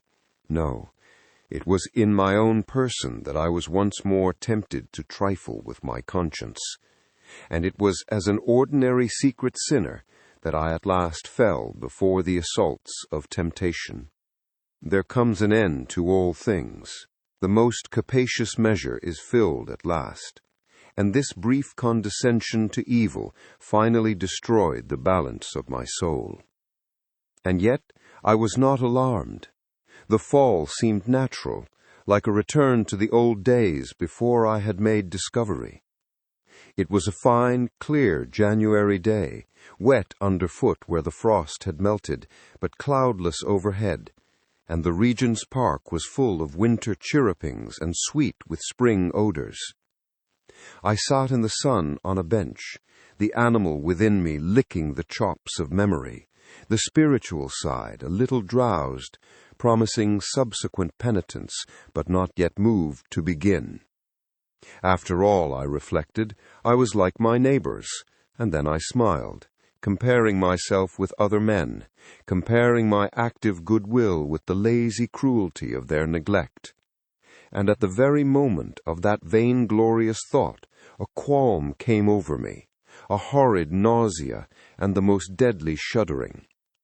These passed away, and left me faint, and then, as in its turn the faintness subsided, I began to be aware of a change in the temper of my thoughts, a greater boldness, a contempt of danger, a solution of the bonds of obligation. I looked down. My clothes hung formlessly on my shrunken limbs. The hand that lay on my knee was corded and hairy. I was once more Edward Hyde. A moment before, I had been safe of all men's respect, wealthy, beloved, the cloth laying for me in the dining-room at home. And now I was the common quarry of mankind, hunted, houseless, a known murderer, thrall to the gallows. My reason wavered, but it did not fail me utterly. I have more than once observed that, in my second character, my faculties seemed sharpened to a point, and my spirits more tensely elastic. Thus it came about that where Jekyll perhaps might have succumbed, Hyde rose to the importance of the moment. My drugs were in one of the presses of my cabinet. How was I to reach them? That was the problem that, crushing my temples in my hands, I set myself to solve. The laboratory door I had closed. If I sought to enter by the house, my own servants would consign me to the gallows. I saw I must employ another hand, and thought of Lanyon. How was he to be reached? How persuaded? Supposing that I escaped capture in the streets, how was I to make my way into his presence? And how should I, an unknown and displeasing visitor, prevail on the famous physician to rifle the study of his colleague, Dr. Jekyll? Then I remembered that of my original character, one part remained to me. I could write my own hand. And once I had conceived that kindling spark, the way that I must follow became lighted up from end to end. Thereupon I arranged my clothes as best I could, and summoning a passing hansom, drove to an hotel in Portland Street, the name of which I chanced to remember. At my appearance, which was indeed comical enough, however tragic a fate these garments covered, the driver could not conceal his mirth. I gnashed my teeth upon him with a gust of devilish fury, and the smile withered from his face, happily for him, yet more happily for myself, for in another instant I had certainly dragged him from his perch. At the inn, as I entered, I looked about me with so black a countenance as made the attendants tremble. Not a look did they exchange in my presence, but obsequiously took my orders, led me to a private room, and brought me wherewithal to write. Hyde, in danger of his life, was a creature new to me, shaken with inordinate anger, strung to the pitch of murder, lusting to inflict pain. Yet the creature was astute, mastered his fury with a great effort of the will, composed his 2 important letters, one to Lanyon and one to Poole, and that he might receive actual evidence of their being posted, sent them out with directions that they should be registered. Thenceforward he sat all day over the fire in the private room, gnawing his nails. There he dined, sitting alone with his fears, the waiter visibly quailing before his eye. And thence, when the night was fully come, he set forth in the corner of a closed cab, and was driven to and fro about the streets of the city. He, I say, I cannot say I. That child of hell had nothing human, nothing lived in him but fear and hatred. And when at last, thinking the driver had begun to grow suspicious, he discharged the cab and ventured on foot, attired in his misfitting clothes, an object marked out for observation, into the midst of the nocturnal passengers, these 2 base passions raged within him like a tempest. He walked fast, hunted by his fears, chattering to himself, skulking through the less frequented thoroughfares, counting the minutes that still divided him from midnight. Once a woman spoke to him, offering, I think, a box of lights. He smote her in the face, and she fled. When I came to myself at Lanyon's, the horror of my old friend perhaps affected me somewhat. I do not know. It was at least but a drop in the sea to the abhorrence with which I looked back upon these hours. A change had come over me. It was no longer the fear of the gallows. It was the horror of being Hyde that racked me. I received Lanyon's condemnation partly in a dream. It was partly in a dream that I came home to my own house and got into bed. I slept, after the prostration of the day, with a stringent and profound slumber, which not even the nightmares that wrung me could avail to break. I awoke in the morning shaken, weakened, but refreshed. I still hated and feared the thought of the brute that slept within me, and I had, of course, not forgotten the appalling dangers of the day before, but I was once more at home, in my own house and close to my drugs, and gratitude for my escape shone so strong in my soul that it almost rivaled the brightness of hope. I was stepping leisurely across the court after breakfast, drinking the chill of the air with pleasure, when I was seized again with those indescribable sensations that heralded the change. and I had but the time to gain the shelter of my cabinet before I was once again raging and freezing with the passions of Hyde.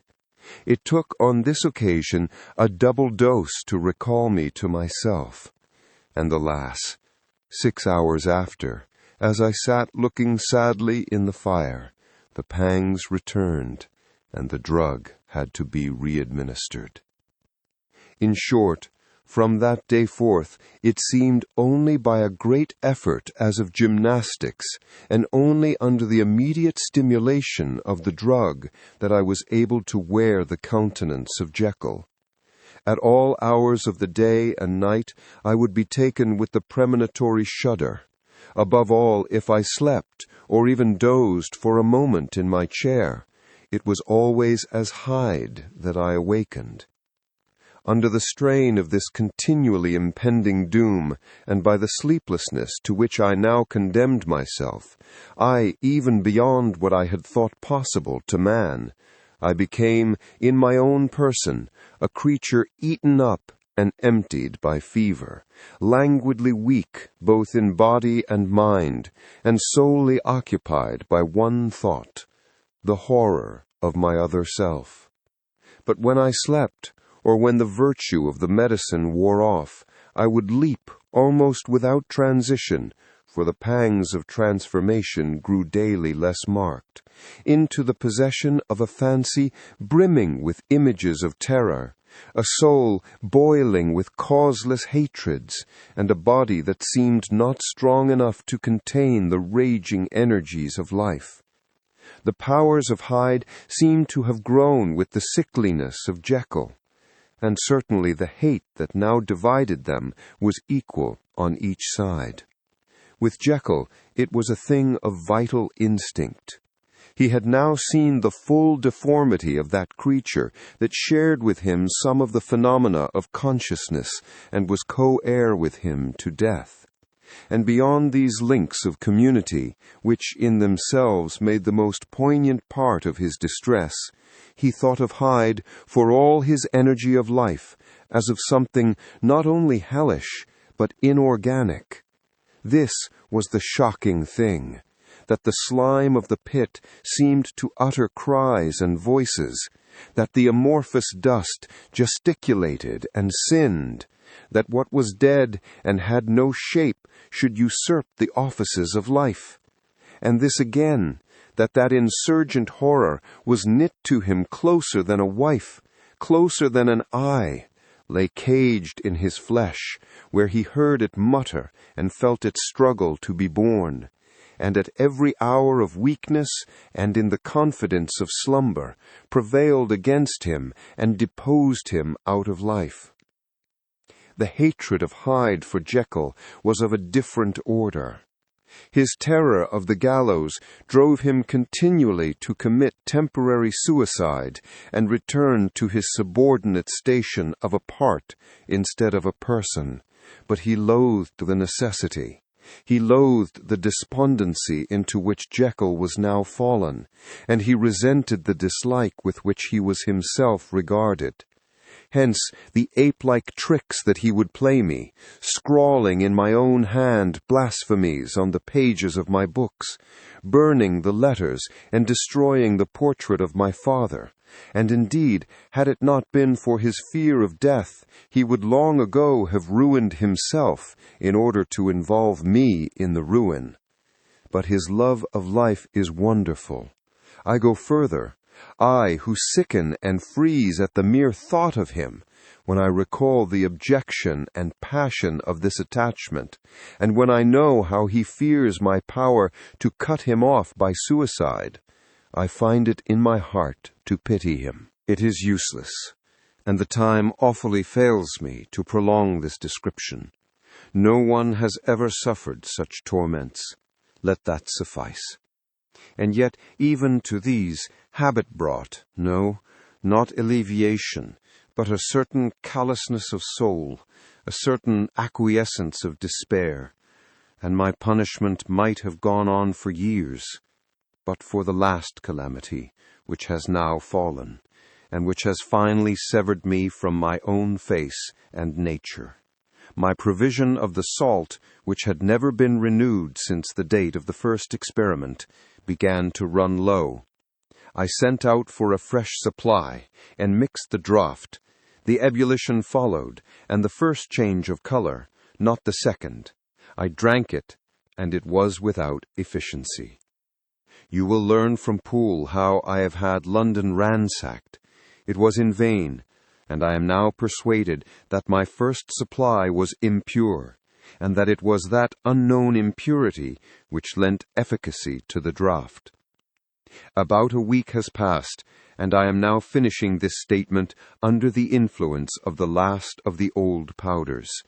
This, then, is the last time, short of a miracle, that Henry Jekyll can think his own thoughts, or see his own face, now how sadly altered, in the glass.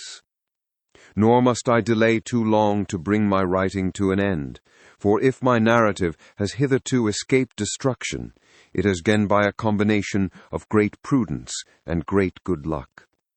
Should the throes of change take me in the act of writing it, Hyde will tear it in pieces. But if some time shall have elapsed after I have laid it by, his wonderful selfishness and circumscription to the moment will probably save it once again from the action of his ape-like spite. And indeed, the doom that is closing on us both has already changed and crushed him.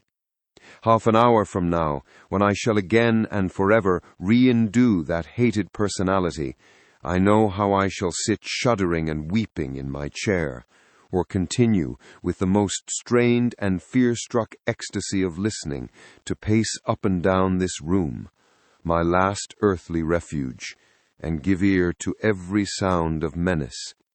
Will Hyde die upon the scaffold, or will he find courage to release himself at the last moment? God knows.